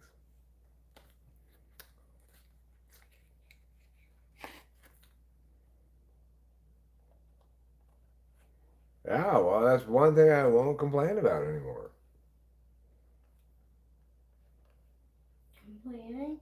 I won't complain about the autoplay music anymore. Yeah? That's Yeah, the last time anyone will ever hear me complain so about fun. it. That's It's great. so great. Yeah. Well, we'll come up. It'll still bring up that picture, but it won't have any music. That's great. Because, like, whatever did the picture, if we forget it, it's better that there's, like, something there. Yeah. Although I think it also gives you the option of just a black screen. Mm.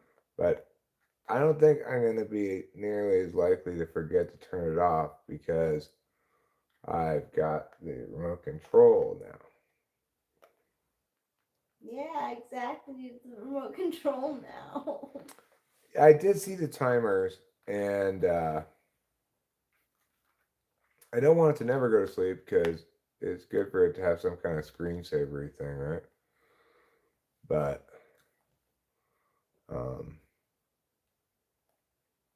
one problem at a time. We already conquered, we summited one Everest today. Let's not immediately start talking about maybe we can squeeze in K2 in the afternoon.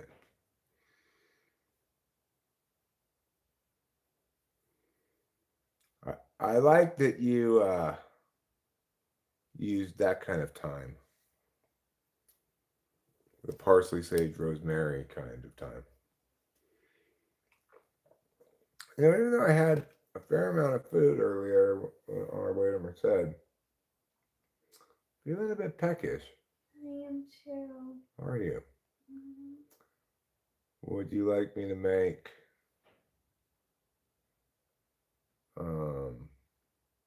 macaroni and cheese, or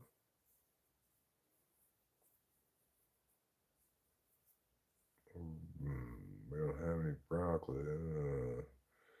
I can make pasta with pasta, like red pasta sauce.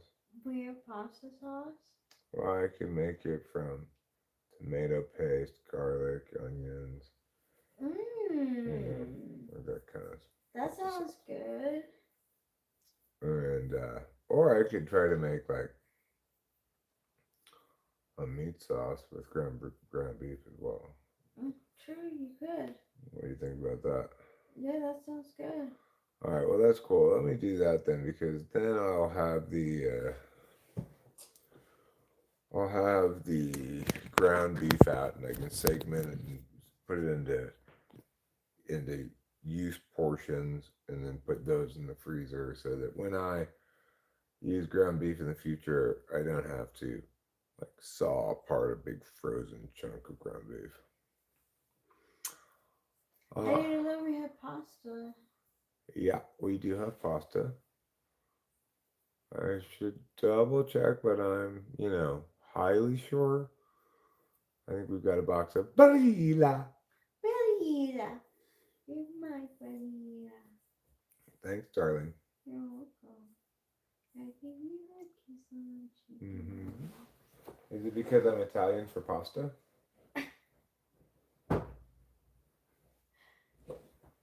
Sure. I love you, darling. I love you too. Are you wearing a colander on your state ID? No. I took my picture colander free.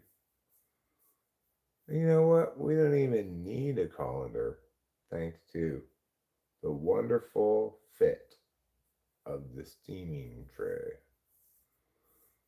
Functions as a colander without any investment in an additional colander. All right, I'm going to go into the kitchen now. I'm going to get started on this.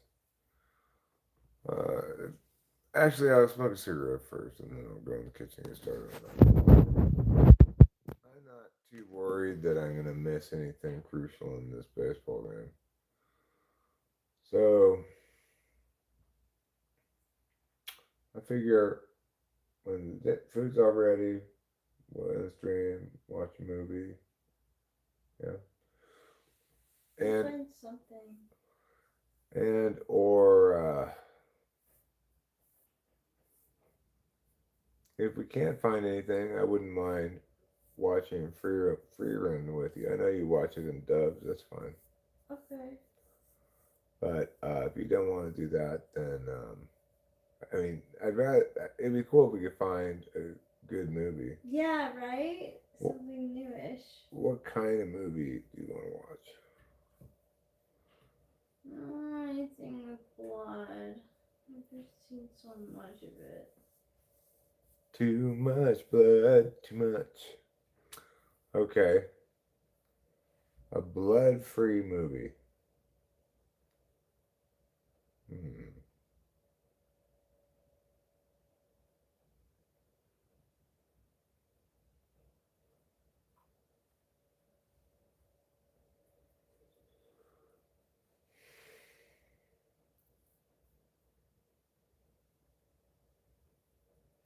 Are you thinking of like older movies, or because like? That's a possibility. Oh, the thing that made me think about it, but it has commercials, was Annie Hall, but I don't know. We can look at, like, I was thinking ChatGPT can suggest some things too. Sure. Just like, Okay, so how should we ask this question? Should I ask Gemini? Yeah, sure. Okay.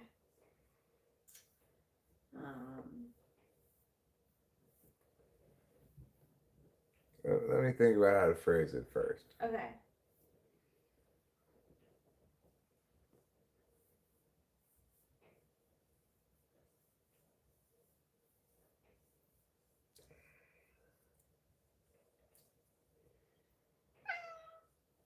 All right, I'm ready to ask it.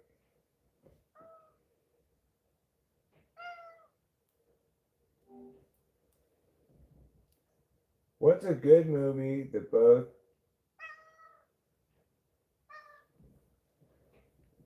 What do you want, kitty? I don't know if it's that because it's a kitty.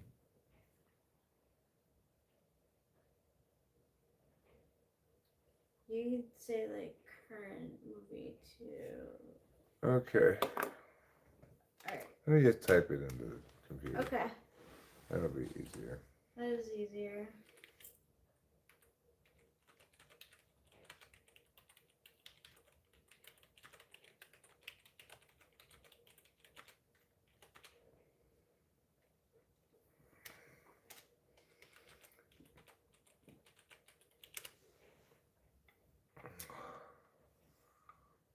We Live in Time. Romantic dramedy? I don't know about that.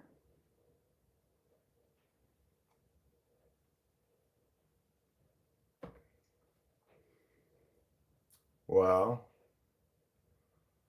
this is a smart, sexy romantic comedy, Hitman. Oh, look at. I have an app that like rates movies. I mean, it seems like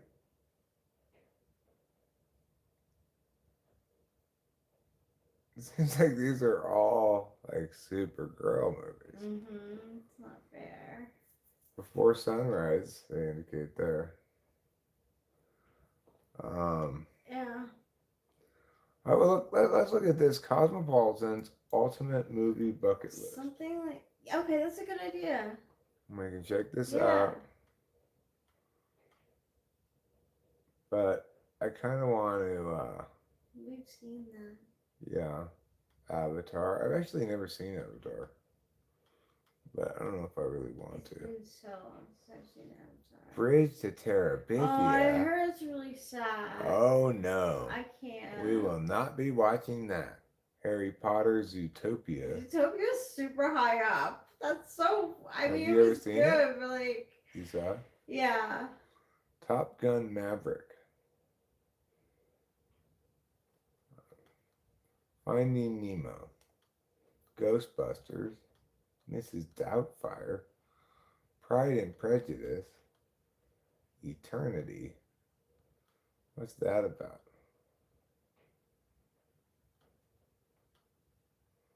Okja. Never heard of it. The Empire Strikes Back. Crouching Tiger, Hidden Dragon. Three Idiots. It's a Bollywood movie. The Holdovers.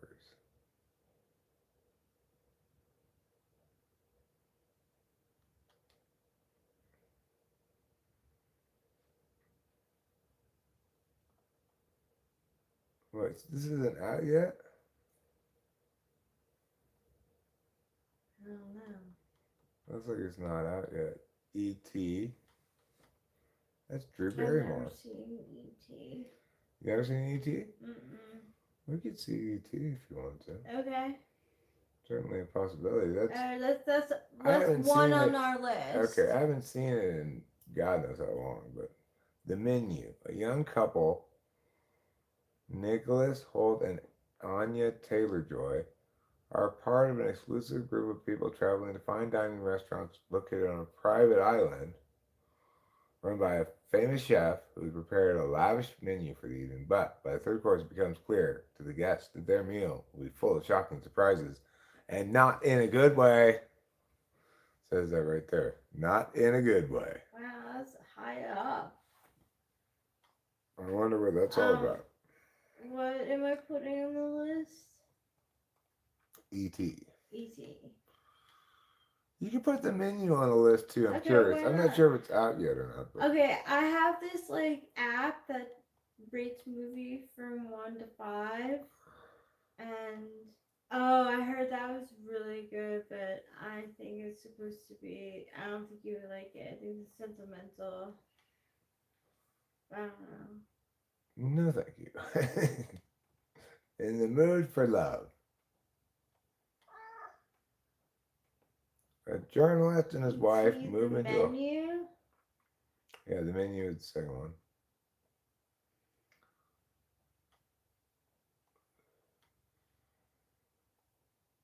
Is this one called? The Lobster. Lobster.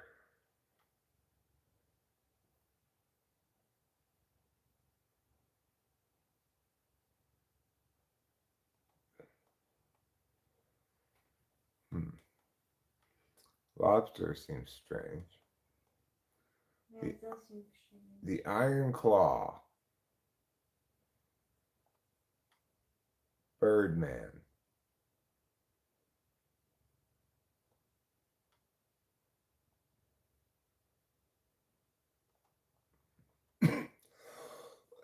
Atlantis, the Lost Empire. By far one of the most underrated and overlooked Disney movies of all time. Wow, I mean, I didn't see it. I've never seen that. You want to put it on the list? Okay. Atlantis. The Banshees of Inisherin. Set on a small Irish Highlands town, two lifelong friends find themselves in a strange situation. Suddenly, Calm no longer wants Padraic to speak with him, but he won't say why. He swears that he will cut off one of his fingers each time his former friend speaks with him. Despite this, Padraic is desperate to repair the friendship and get to the bottom of why it was severed in the first place.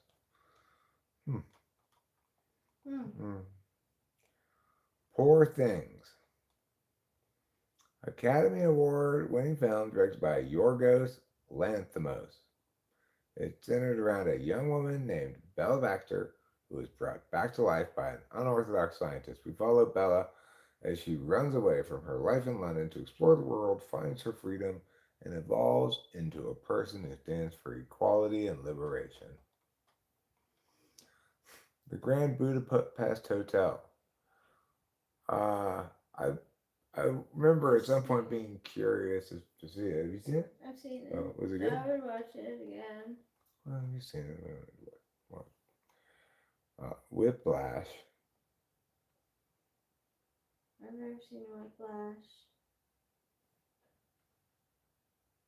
I heard it was good. Really? Mm-hmm. Babylon. It's got Tobey Maguire. No, we're not watching Tobey Maguire. I can't. Palm Springs. Oh, I just watched that. Oh yeah, was it good? I think it's pretty high up on this list, but it was good. I think I gave it 3 stars out of 5. Dune Part 1, Dune Part 2, Elephant 21 Jump Street, Call Me By Your Name. No, you will hate that. Arrival. We've seen that. Creed. You ever seen this? No. Me neither. But maybe too much of a boy movie. Her. Might be too much of a girl movie. Actually, it's Joaquin Phoenix. Sad boy. So he falls in love with this AI. Yeah, Gone Girls I've seen. Boys in the Hood, no. Meet Me in St. Louis. I've seen it, I think. You've seen it? I don't know. I've never seen If it. I have, it's been a really long time ago. Everything, Everywhere, All at Once. I have not seen that. I've not seen it either.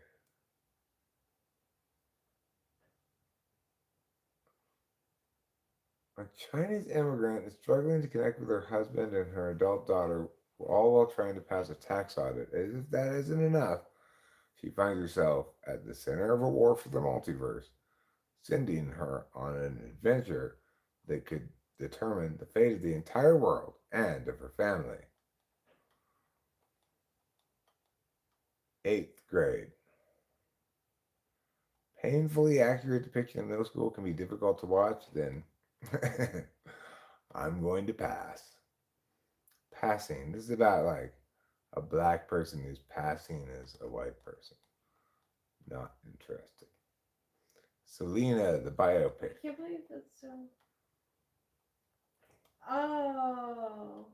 Did you want it? Like, I've not seen it, but I don't really no, want to. no, Knives Out was great. I've seen it.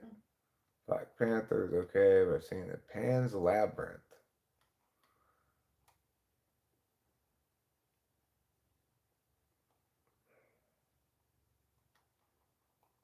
It's a little too dark. Fences.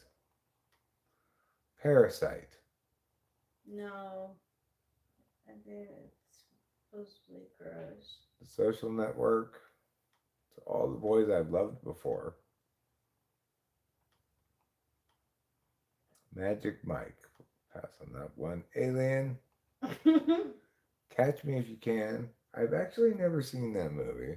Oh, It really? does have Leonardo DiCaprio in it. Yeah, no. Titanic. That also has Leonardo DiCaprio in it.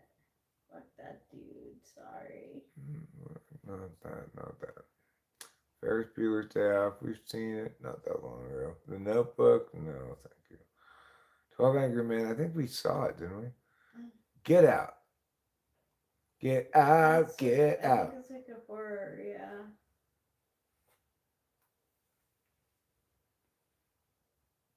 Okay. Forrest Gump. Boyhood. Super long. Oh, yeah. Mm-hmm. Slumdog Millionaire. Schindler's List. That seems like a cheery Friday evening. Promising Young Woman. Mean Girls. Dead Poet Society. Rocky. Brokeback Mountain. $1 Million Baby. Never seen this.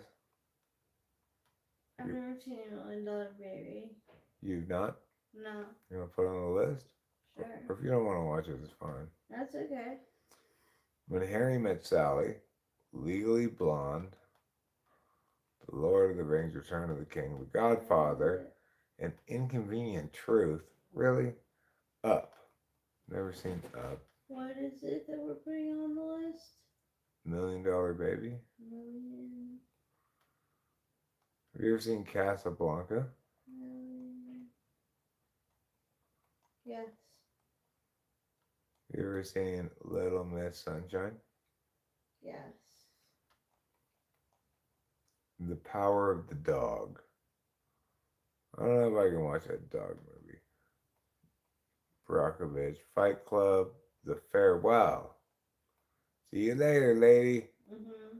Psycho. You ever seen Psycho? God, it's been so long. I don't think I fully.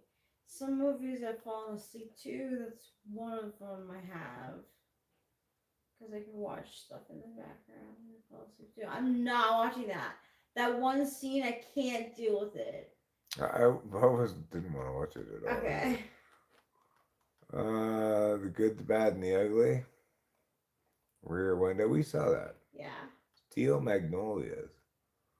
That is the movie that historically. No, I'm sorry. The one I historically made fun of as like the quintessential lady movie was Fried Green Tomatoes. Oh my gosh, But it is. Steel Magnolias, same thing. Yeah, yeah. Remember the Titans, The Graduate. Don't Look Up. Well, No. Sorry. I have to. because of Leo. Yeah. Okay. Silence of the Lambs. My Best Friend's Wedding.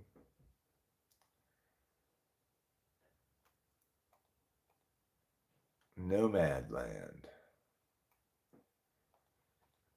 Rocky Horror Picture Show. Dill Wall. Meow Meow Meow. 2001 Space Odyssey. I've never seen it. It's super boring. Mm. It's incredibly boring. Singing in the Rain. I've never seen Singing in the Rain. I've seen it way too many times. Okay. Do the Right Thing? No. Jaws. Truman Show. Lost in Translation. All the President's Men. The Shanine. Clueless. Some Like It Hot. Daughters of the Dust. Butch Cassidy and the Sundance Kid. Breakfast at Tiffany's. To Kill a Mockingbird. 500 Days of Summer. You saw that, right? Mm-hmm. Taxi Driver. Minari. It's a moving film. I don't know about moving. Mm-hmm. Jennifer's Body. I think there's blood. Oh, Killing Spree. Yeah. Little Women. No, too womany. Big Lebowski. The Matrix. A Woman Under the Influence. No. One Flew Over the Cuckoo's Nest. No. The Breakfast Club. I don't really remember it that well, but Train to Busan. Well, just by that, no. Life is Beautiful. That's so sad. Yeah, it's Spirited Away. Back to the Future. Young Frankenstein. Roma. I don't think I've seen that. 7. I, Tanya.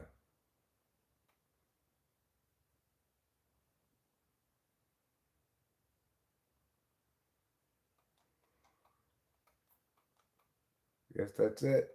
Is that really Wow. somebody's dress? Oh my God. Yeah, it is. That's ridiculous. Well, you know, that list, I think. We got 4 off of that list. 4 off that list, Yeah. huh?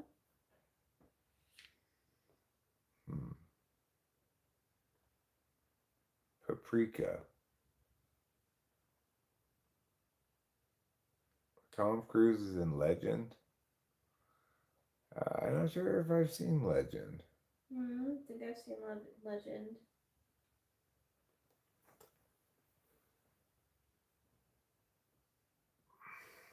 Okay. So I'm gonna smoke this cigarette, and I didn't see the chat suggestions.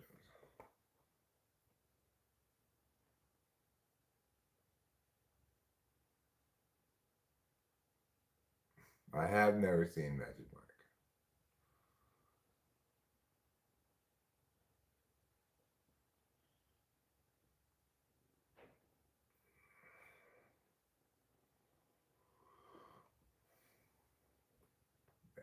If I missed any suggestions, please repeat them, because I was a James Bond film, says Alex Holdfast. I don't really know. That might be a little bit too much of a boy movie.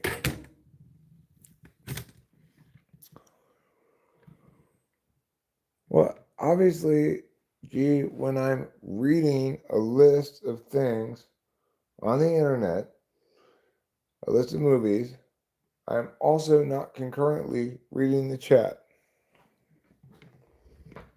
So, you know, that doesn't seem too difficult to understand.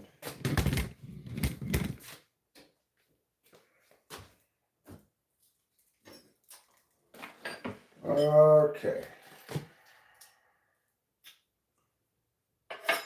Cooking, huh?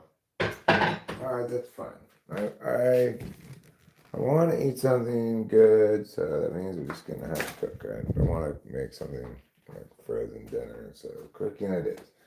We're gonna do the pasta meat sauce, which I think is gonna come out delicioso, as they say in Italy.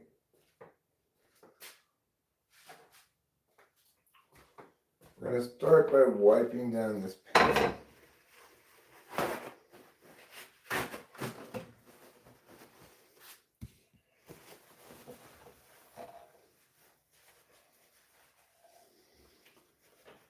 Oh.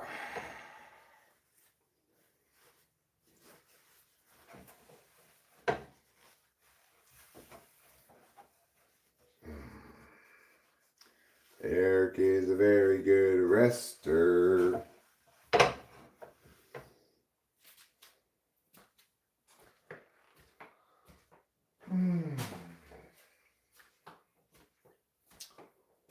Well, obviously, I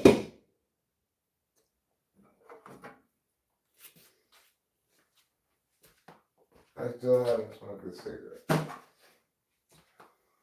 But I'm going to get a little something done before I smoke it. That just makes sense. First, I'll wash my hands.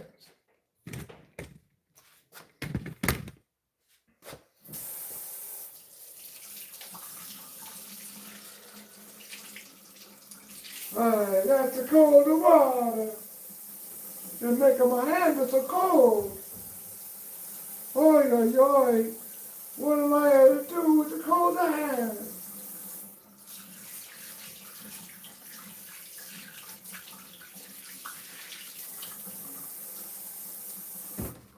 All right, that's a start.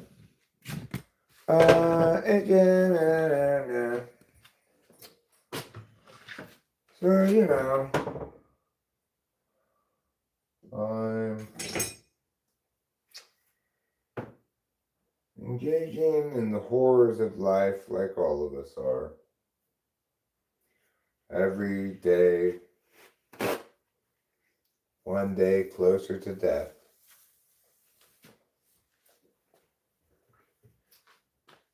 But what can we do to keep that morbid reality at bay? Why? We can travel to the land of Italy via the culinary arts. And that's what we're going to do today. I've got all this ground beef. And I additionally have some Ziploc bags. This amount of ground beef is too much to put in the freezer just like this, because if I were to do that, well, I think we all know that I'd have one big block of frozen beef that I have to saw apart with a hacksaw or something. So we're going to be smart. We're going to put it away in what you might call using portions.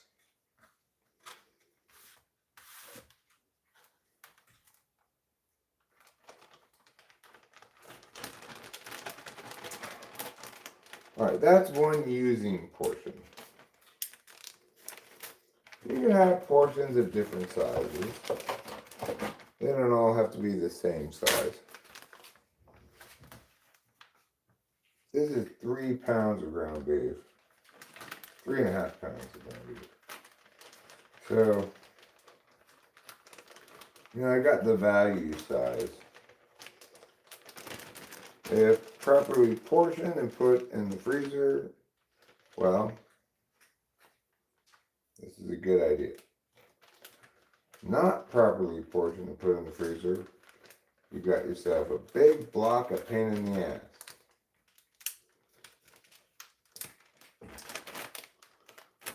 All right, that's 2 portions. Now, we're going to portion again.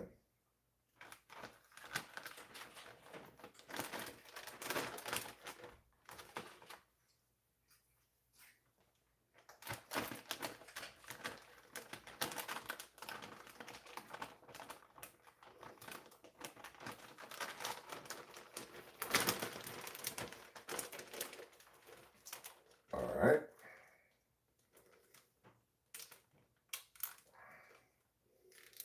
Now, another bag. And, of course,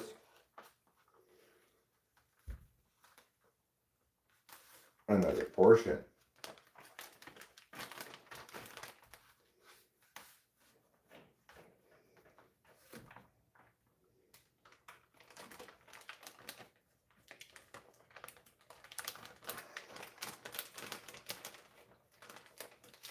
There's a portion, my portion, I'm a horse's abortion, and I don't want you getting in my way.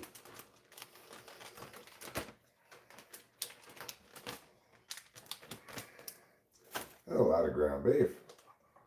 No, we're eating all that ground beef. Not in one sitting. Oh, okay. Good. No, I'm portioning it. Oh, I see. Because if I had a huge portion of ground beef all frozen together, it would be impossible to use without a bunch of sawing and the pieces. Yeah. Whereas if I apportion it before it goes in the freezer, why, then I can pull out one portion at a time and say, why, this is just the right amount of ground beef. It's very good. Thanks. I learned it at Ground Beef University. Yeah. Yeah. Where I took classes such as Portioning Ground Beef 101 and How to Grind Beef.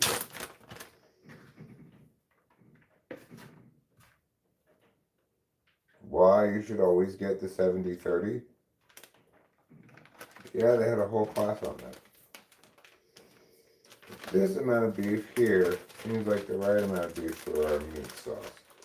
It's gotta be a meat tomato hybrid sauce thing, so it's not like I need like a whole pound of ground beef or anything.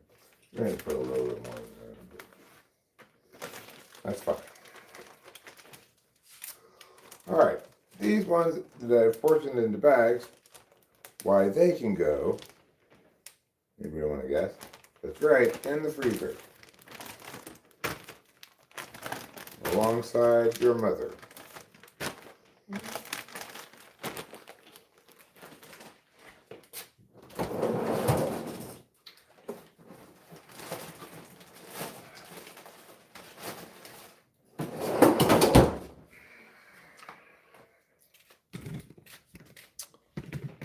Excuse me, kitty. All right. Now we're gonna cook the beef, as they say in Italy.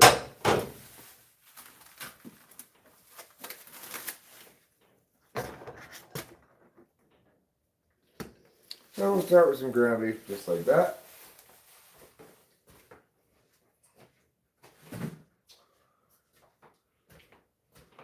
And throw this in the sink. Put these back in here. I'll wash my hands again when I turn this on.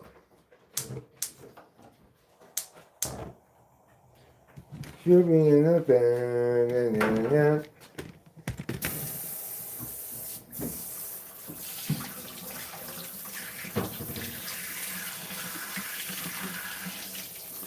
So what I'm doing now, I'm washing my hands. You might say, but Eric, didn't you just wash your hands? Well, yes, I did, but I've also, in the interim, been handling raw beef. So I'm going to go ahead and wash my hands again.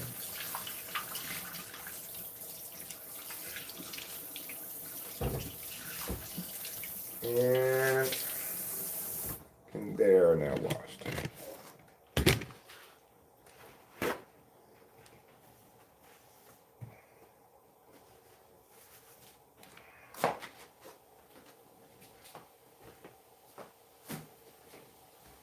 Okay. Now we've got our ground beef cooking right here in this pan. Let's take a gander. We get out this thing to push it around with. Give it a little push and a little tap, a little adjustment and a little nap. I am.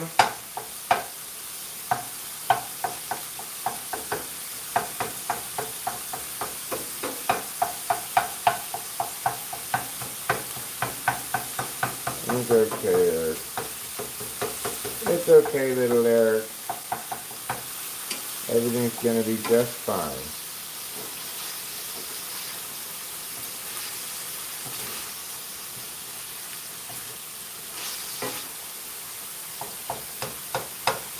Which again.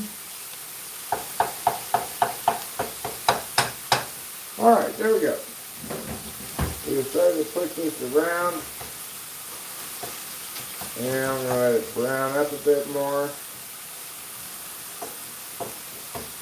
Once it starts to get a little color on it, we're going to add some wine.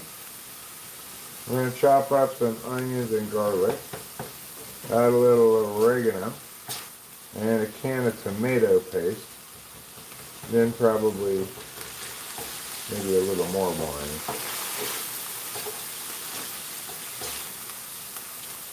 Maybe a dash of water as well. Yeah, you know, we get the right thickness. Alright, it's browning up nicely.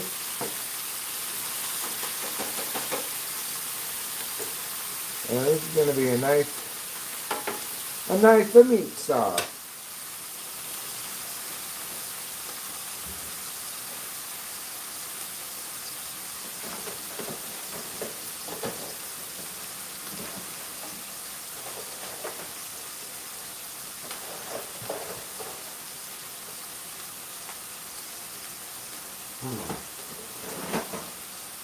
Well, I've got two choices as far as pastas go. We've got rotinis and spaghetti.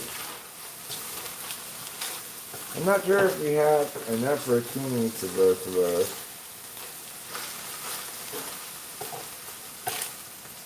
I could ask Rachel the opinion. Well, what I'm saying is, do we have enough of this? We have plenty of spaghetti if we don't have enough of this. But is this enough of this? Is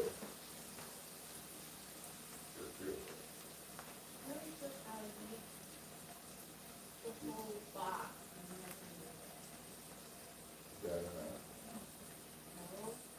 Do I need spaghetti?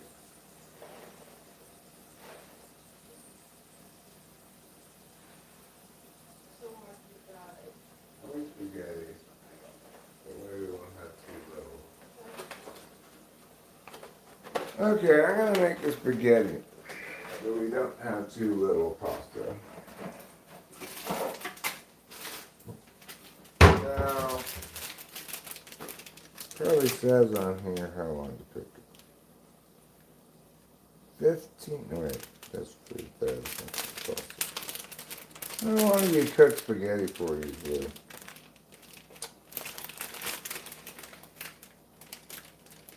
It's like 8 minutes or something.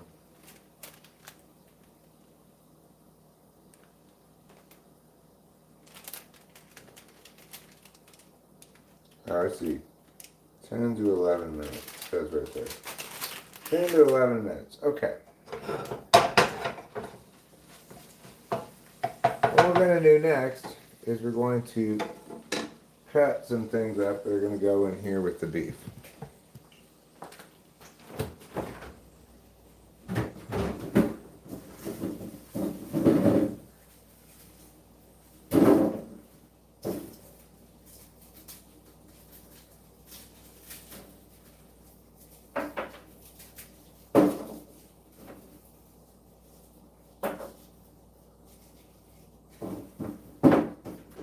Are we out of onions already? What are we adding? We out of onions? It's okay. I think we are out of onions. But that's okay, because we have these dried onions here. It's going to be just fine. So, here we have a cutting board. As the name suggests, it is for cutting things. Oh my gosh, are you using all that garlic? Yeah. Is that okay? How much? I would say yes. That's I mean, I always use this. You always do? I always use a lot of garlic, Okay. yeah. I'm sorry, I did not mean to mess with your... That's fine.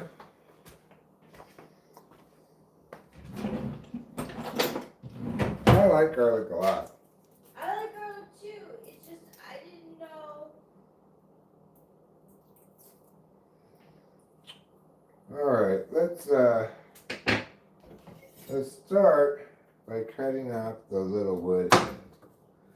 So each of these garlics, it has a little stem bit there. It's kind of made out of wood. Obviously, you don't want to eat wood. Instead, you want to eat garlic. So we'll take off the stem ends with this knife. Now push those over there a little bit. In fact, let me brush this off in the trash.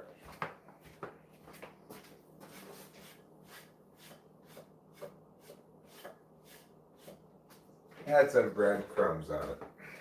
So they cut the bread on there before.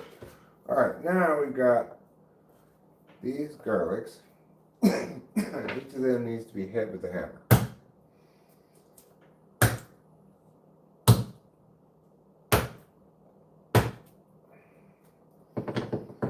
Now, you take off the paper.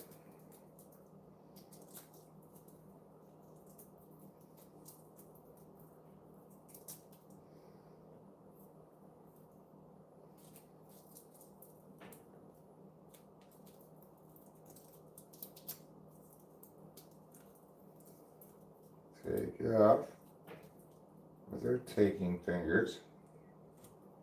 Put it over there. Put it there. Put it there. Okay. Now we just need to chop this up. As with most things that one chops, we're going to use a knife to chop this. And we're going to use the slicing motion, plus a cutting motion, plus a periodic chop, plus some gentle severing. And over time, with a little persistence, a lot of pluck, and just a sprinkle of charisma, we will get this garlic all chopped up. I want a little bit smaller than that for sure, so we'll give it the old riding cowboy technique. That's what they call this kind of cutting things. Riding cowboy technique. And the reason is because you're riding the top of the knife with your hand, you see.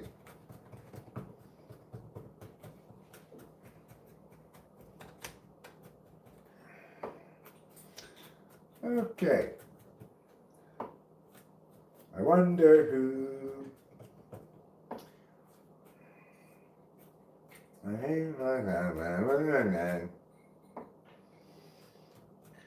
did you say? Nothing. What did you say? I said my normal little Tourette's thing that I say. I hate myself by... Yeah, I did say that. But, you know, we all have our quirks. I'll try not to say that. I love myself, thank God I'm alive. Alright, now we've got garlic and beef together at last. I'll turn that fire back on. And we're going to put some of this in as well. We don't have any raw onion, but we do have this chopped onion.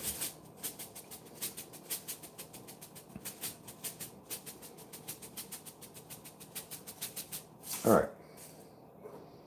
This is cibola piccata. We've also got that classic Italian ingredient, oregano, sometimes called the taste of Italy.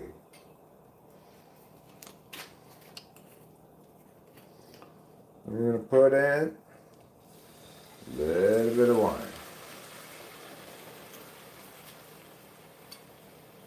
Okay, we just let that simmer, sizzle, and fill us with surprise. Meanwhile, I will acquire that which I need to unlock the next level.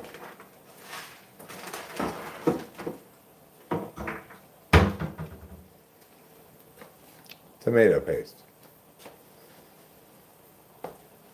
Some people want to buy a jar of pasta sauce.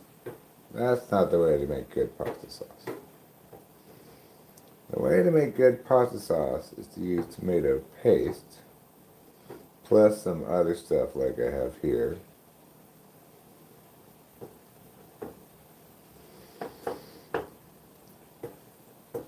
And then, dilute with wine/water until you get to the right consistency. Being careful not to dilute too much.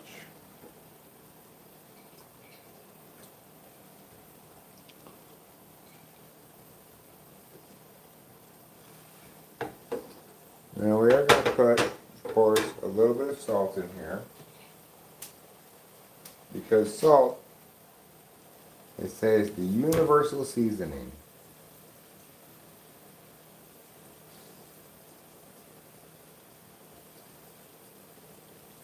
Okay.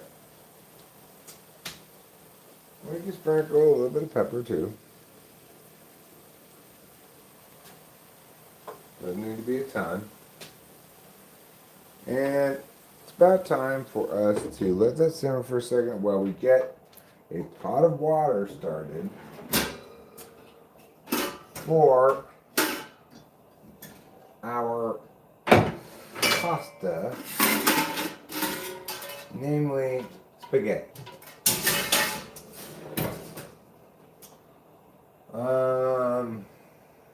Where's the lid for this? Alright, we'll fill that up some with water while I look for the lid. Here. I got the lid. Now I need to get this thing.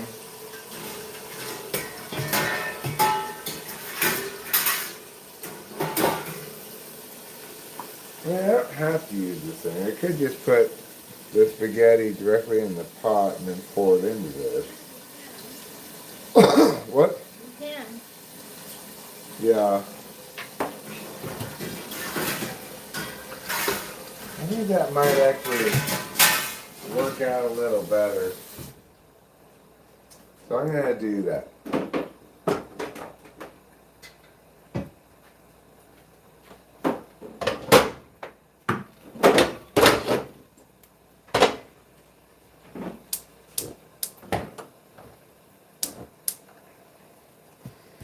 Alright, this is starting to smell good.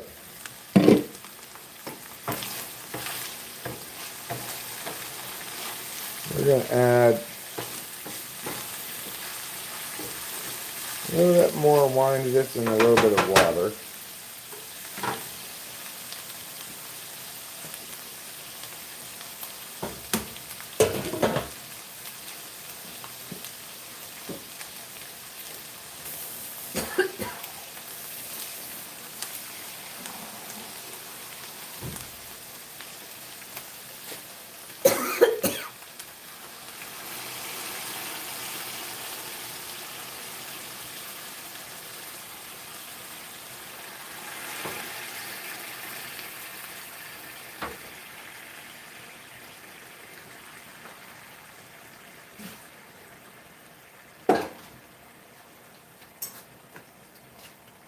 Plus a little bit of wine.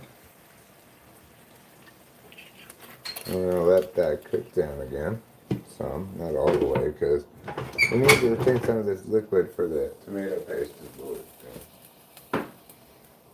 So, put this hammer away.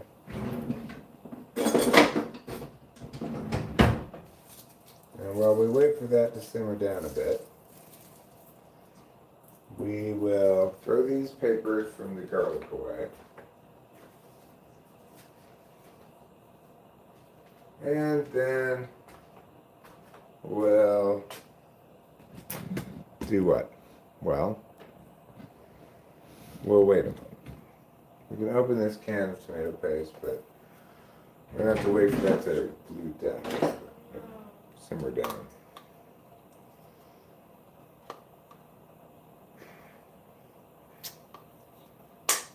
There we go.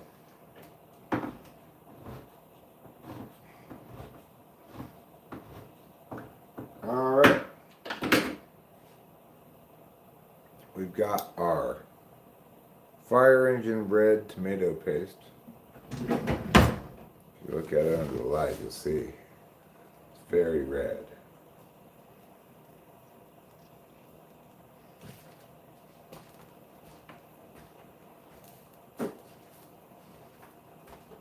And then to get this out of here, we're going to need some kind of spoon, smaller than obviously that big wooden thing. So, all right, we'll take the lid off here. I'm going to start adding some tomato paste, just a couple spoonfuls at a time, because I don't want to overwhelm the amount of water I have in here. I want to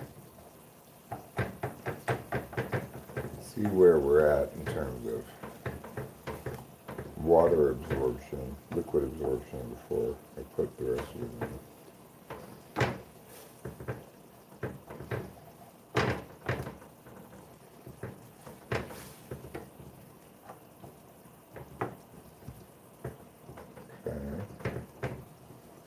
We are going to need some more liquid.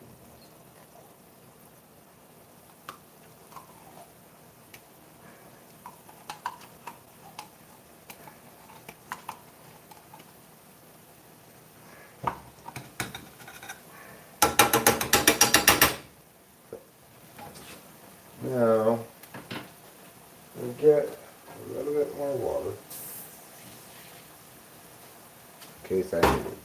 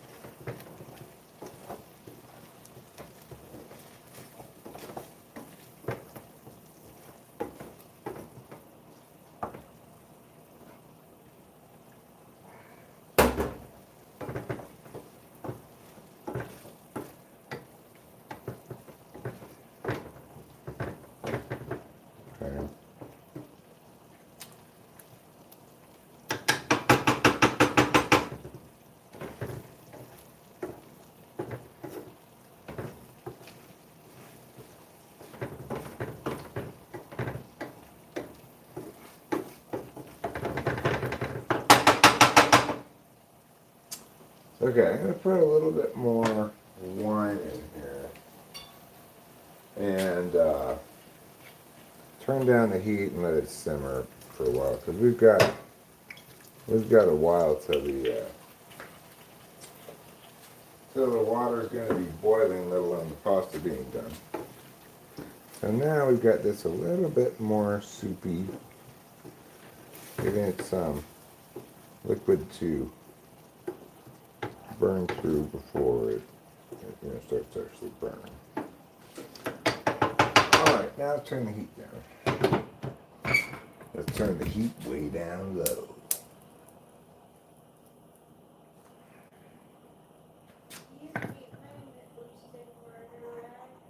What? No, I think it's funny. I like it.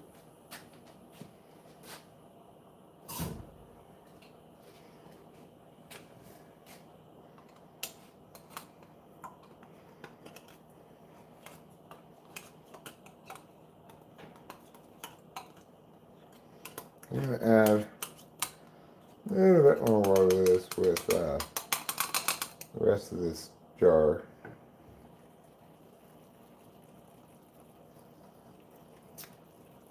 Give it.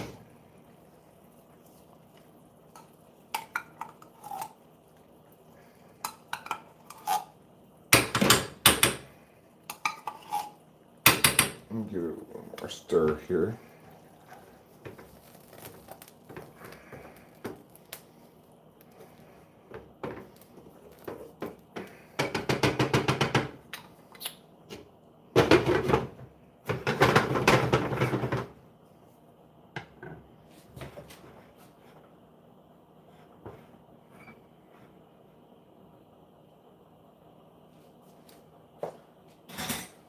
Oh, that's a Mama Maloney's of sauce. I think you're going to find that even Mama Maloney approves of this sauce. Mama Maloney. Yeah. Famous Italian mother, Mama Maloney.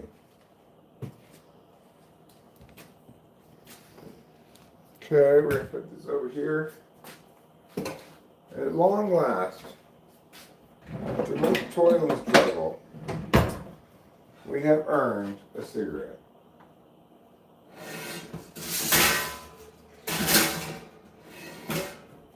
While we wait for this water to boil, I should actually switch burners here.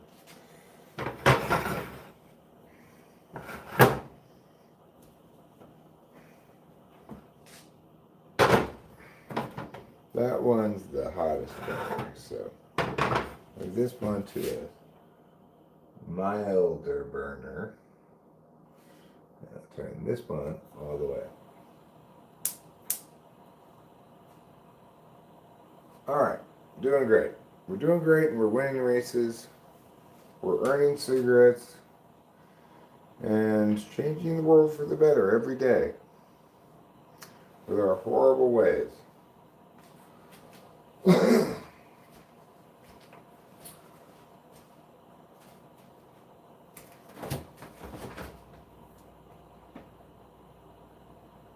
I think I have one of these.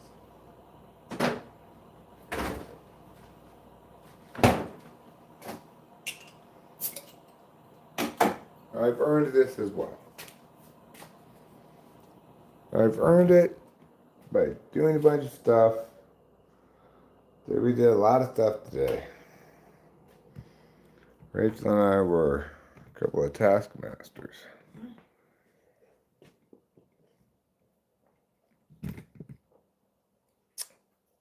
We're cooking spaghetti and meat sauce. I need help with tarot. I need some energy, other energy. Okay, you want me to pull cards for you? Yeah. Okay. What do you think? The cards? Yeah. Chat, enter question. I put question mark.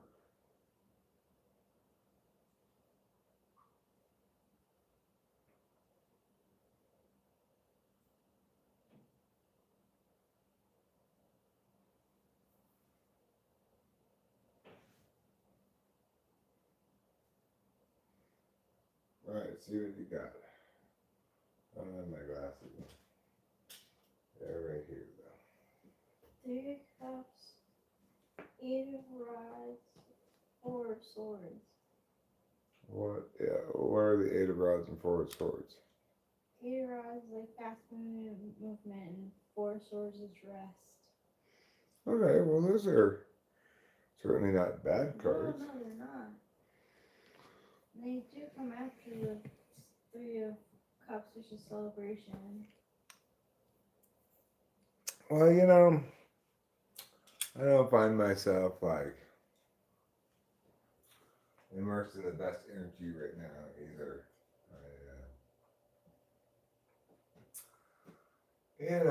feel conflicted about various things. So, like, What other things? well, I mean, I feel conflicted about several things linking to the other night. Oh. Mm.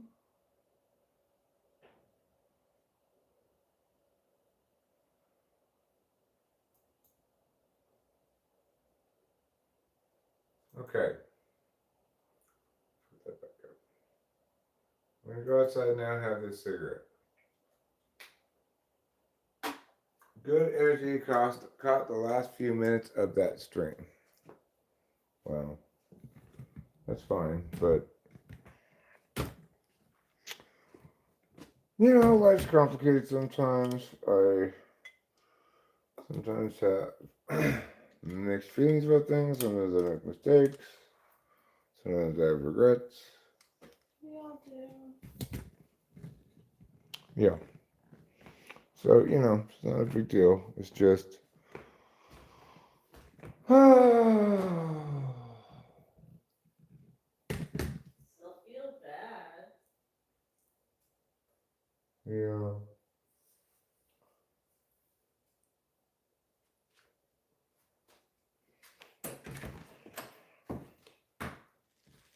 Most of all, what I feel kind of is not very good at life.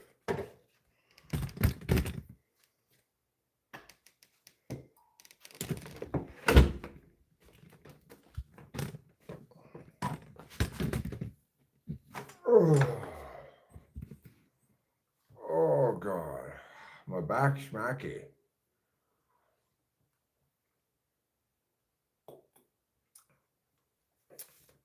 Everybody should just throw rocks at me.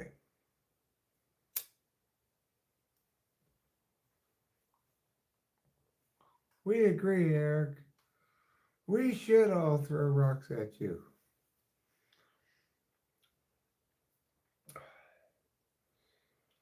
Well, then I guess we're all on the same page.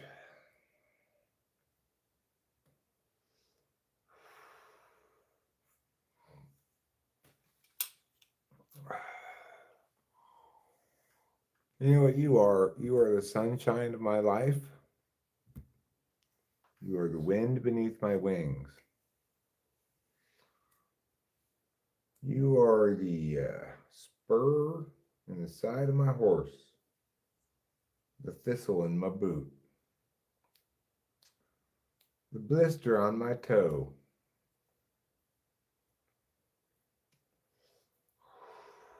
Wait a second, Eric, you're saying those are getting progressively worse.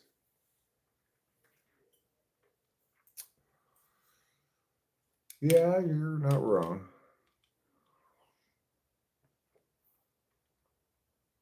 Think about it this way. At least it's progressing.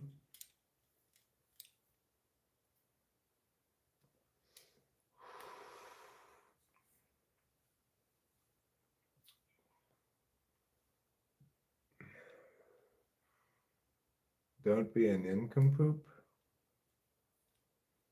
I have trouble not being an nincompoop sometimes.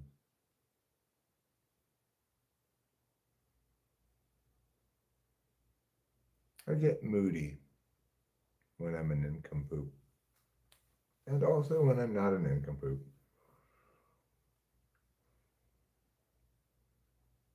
Moody and broody, like the Moody Broody Blues.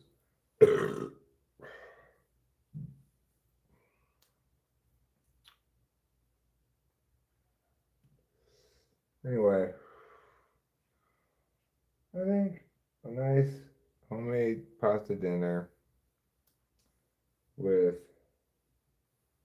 a little bit of TV with Rachel and hopefully a good night's sleep will probably do me a world of good. I'm sure I'll wake up feeling better in the morning. Perhaps, you know, feeling more like a real boy.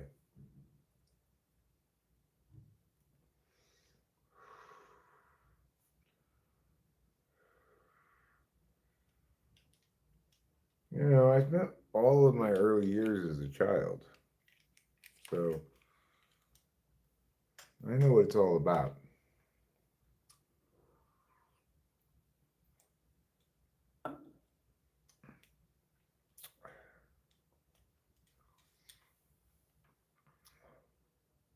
What's all about?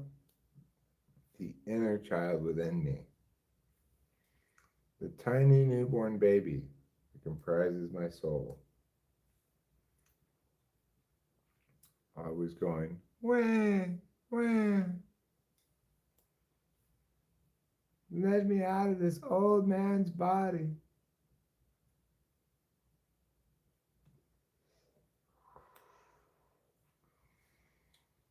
I tell it, I'm sorry, baby. I'm too old for you now. Now I have to be all, worried about stuff and stressed out and, aware of my own failures and all that stuff.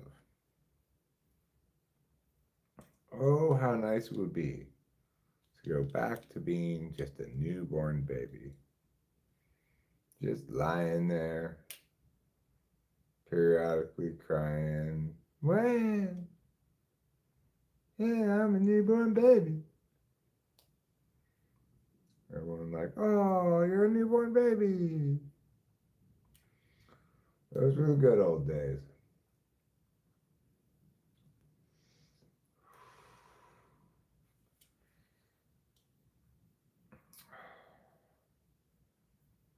The days when you just drifted through existence as a newborn baby, can't even remember anything. You're just like, what's going on? I see things. I don't got no object permanence yet.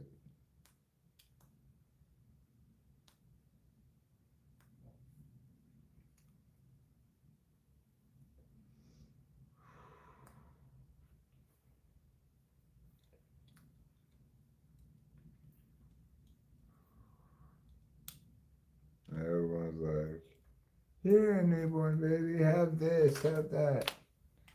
You don't have to worry about anything. I'm like, thanks, everybody. It's good because I'm just a newborn baby.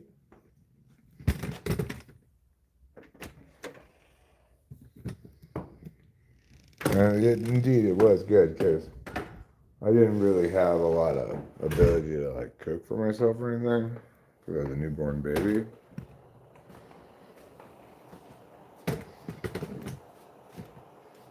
I mean, obviously, it sounds romantic. It sounds like a dream come true, but there are trials as well. Yeah, being a newborn baby. Right. Can't lie, my stomach. Sometimes they put me in this cage that I couldn't get out of. Nowadays it seems ridiculous, like just climb out over the edge, but as a newborn baby, for whatever reason, I wasn't able to do that.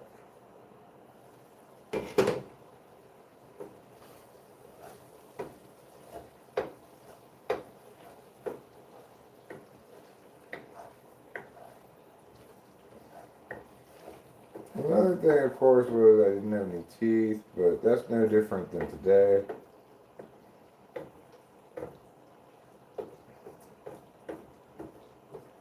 Alright, this is coming along nicely, very nicely. I think that we're in for a real taste sensation of an Italian kind. Alright. How much spaghetti is the right amount for 2 people? That is our current question.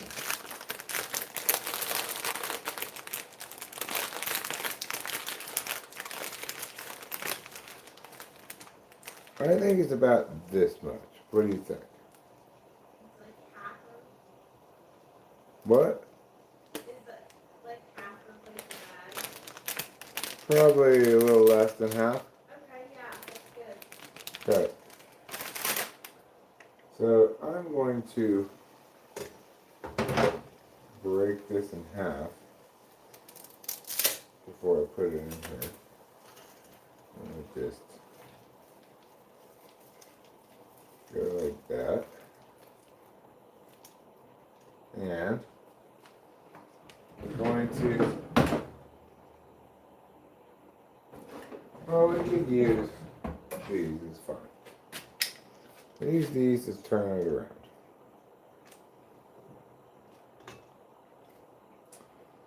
Because the scooper thing with the little like forks on it, it's made to get pasta, must be in the dishwasher. Okay. So you really got to move it around a lot at first so that it doesn't stick together. Later on, you can be a little less vigilant. Perhaps diligent. Either would work.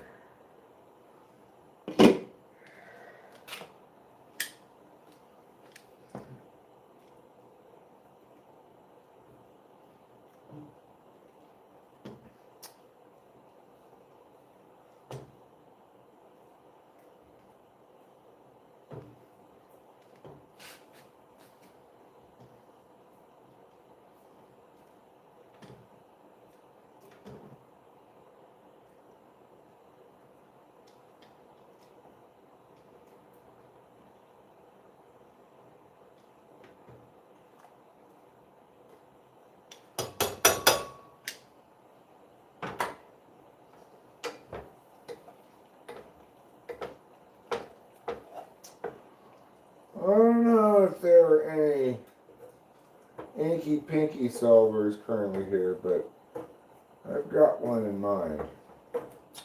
And it is a countryside multiplicity. And it is, in fact, an inky pinky.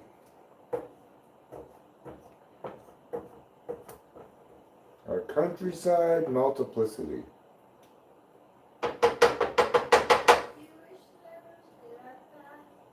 No.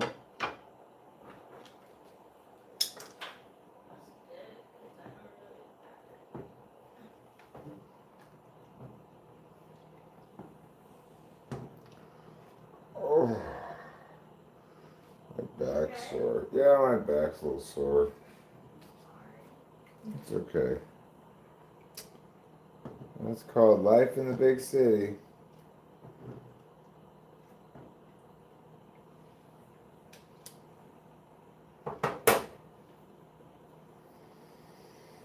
I never put the timer on.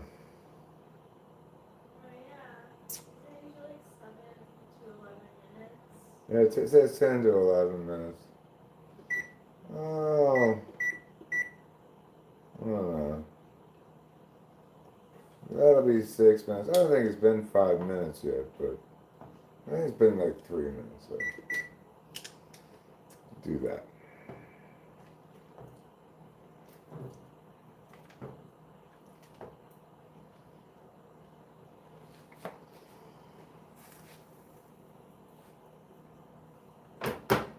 I'm gonna hurry it up by putting the lid on it for a second.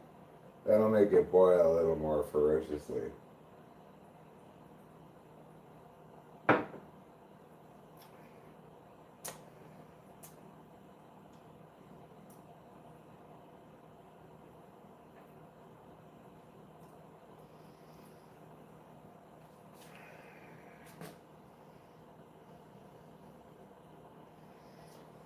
This is a fairly dish-friendly meal in some ways. Like, I have one pot, one pan. In other ways, a little bit of a mess-intensive meal because pasta sauce is like a nightmare to clean up in general. But I got pasta bowls that we'll use right here. I'll put those right there.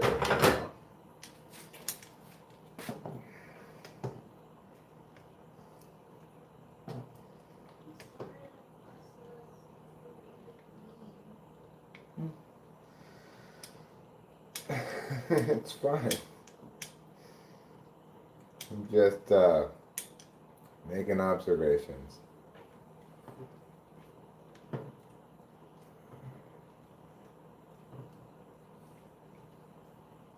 I think tonight before bed I'm going to take a shower. I feel all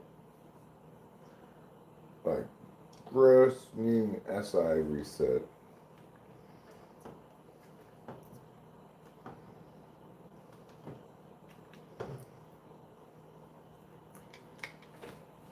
It's coming along. It's got a few minutes left to go. The sauce is... Yeah.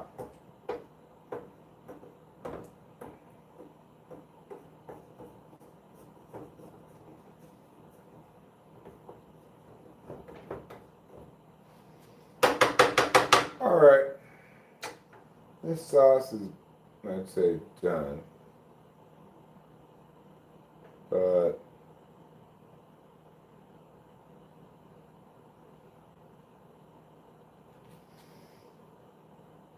how am I gonna scoop it? I guess I could use that.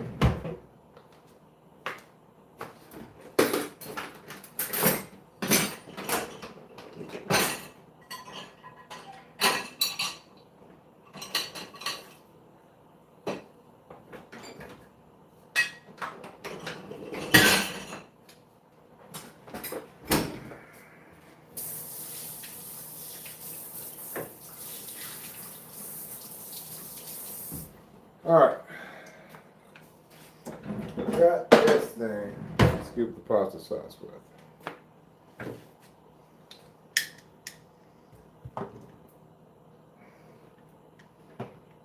This is probably about done. Let's see.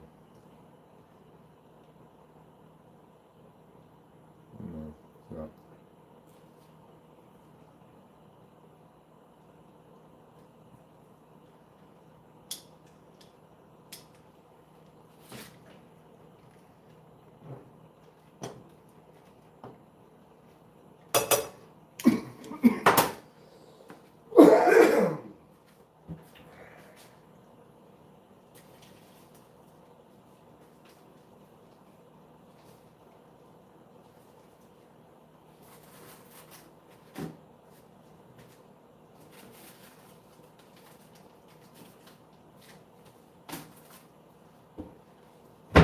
Alright, so we got some Parmesan cheese here, which we'll put on top of the pasta.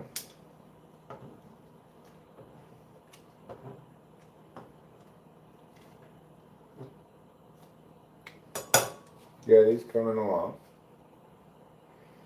This requires a little bit of patience, a lot of luck, and just a cupful of inspiration.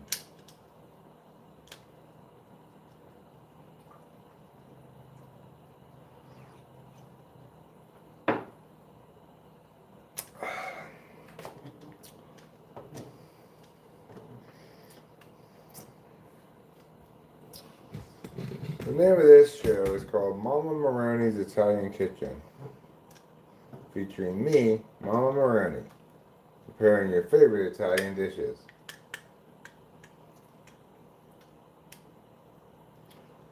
Last week, a lady right into me and she said, Mama Maroni, how are you cooking the spaghetti? So this week I show you how to cook the spaghetti.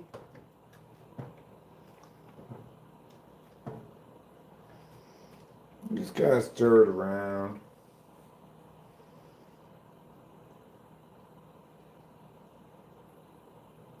You know, give it encouragement occasionally. You go, spaghetti. You're doing great.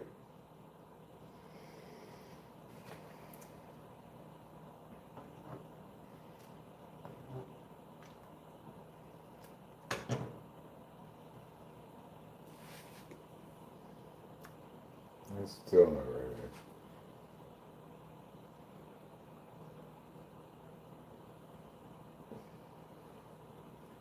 You know.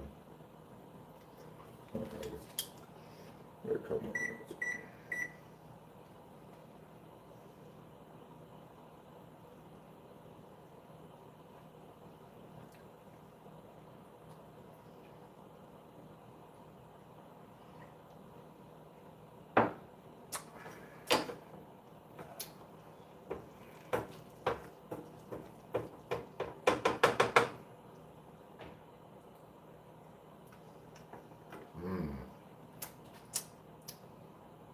Now that's a mama macaroni meat sauce.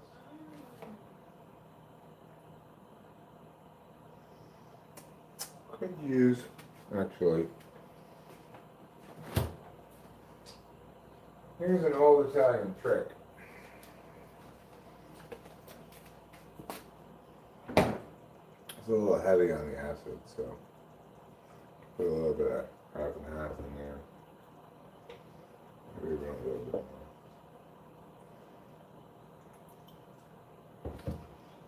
And I'll turn the fire back up a bit. Stir this all around.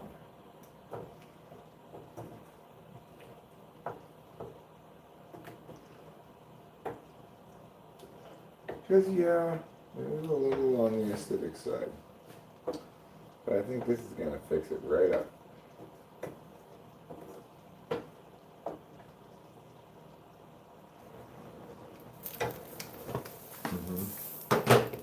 Hold on. That's a take it right there.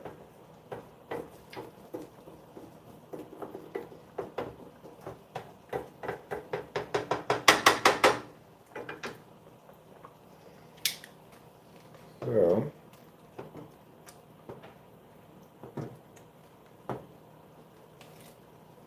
I think this pasta's done.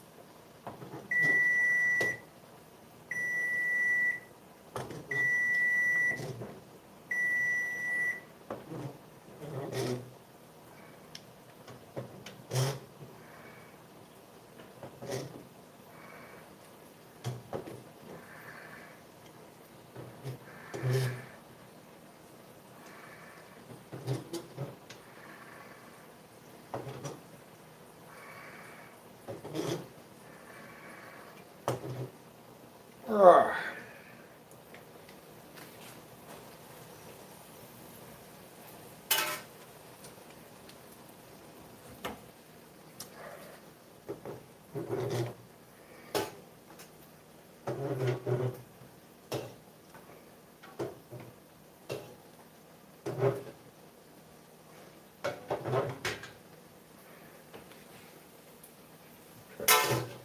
Yeah.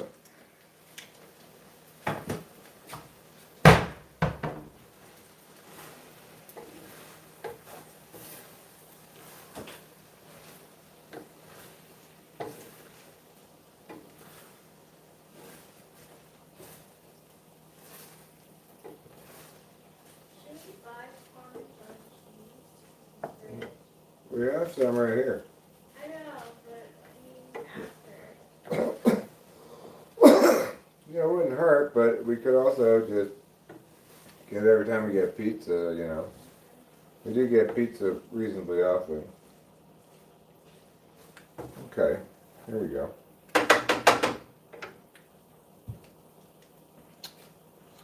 The same stuff.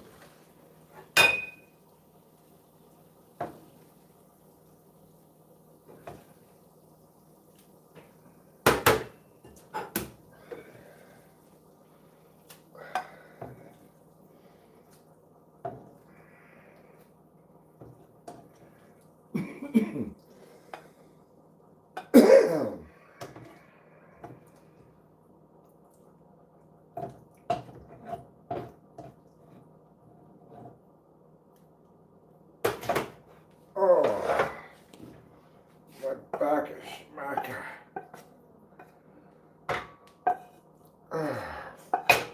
Yes, and call me Tuesday. All right, there we go.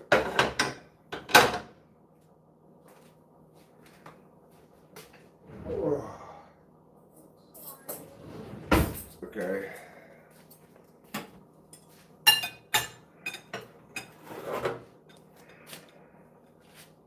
Let me put this half and half away real quick.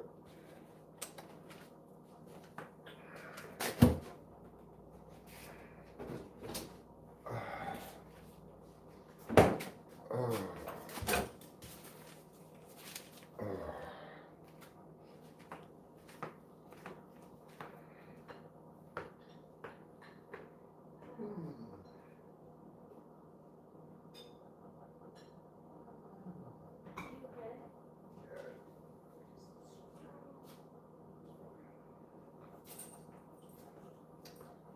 Okay.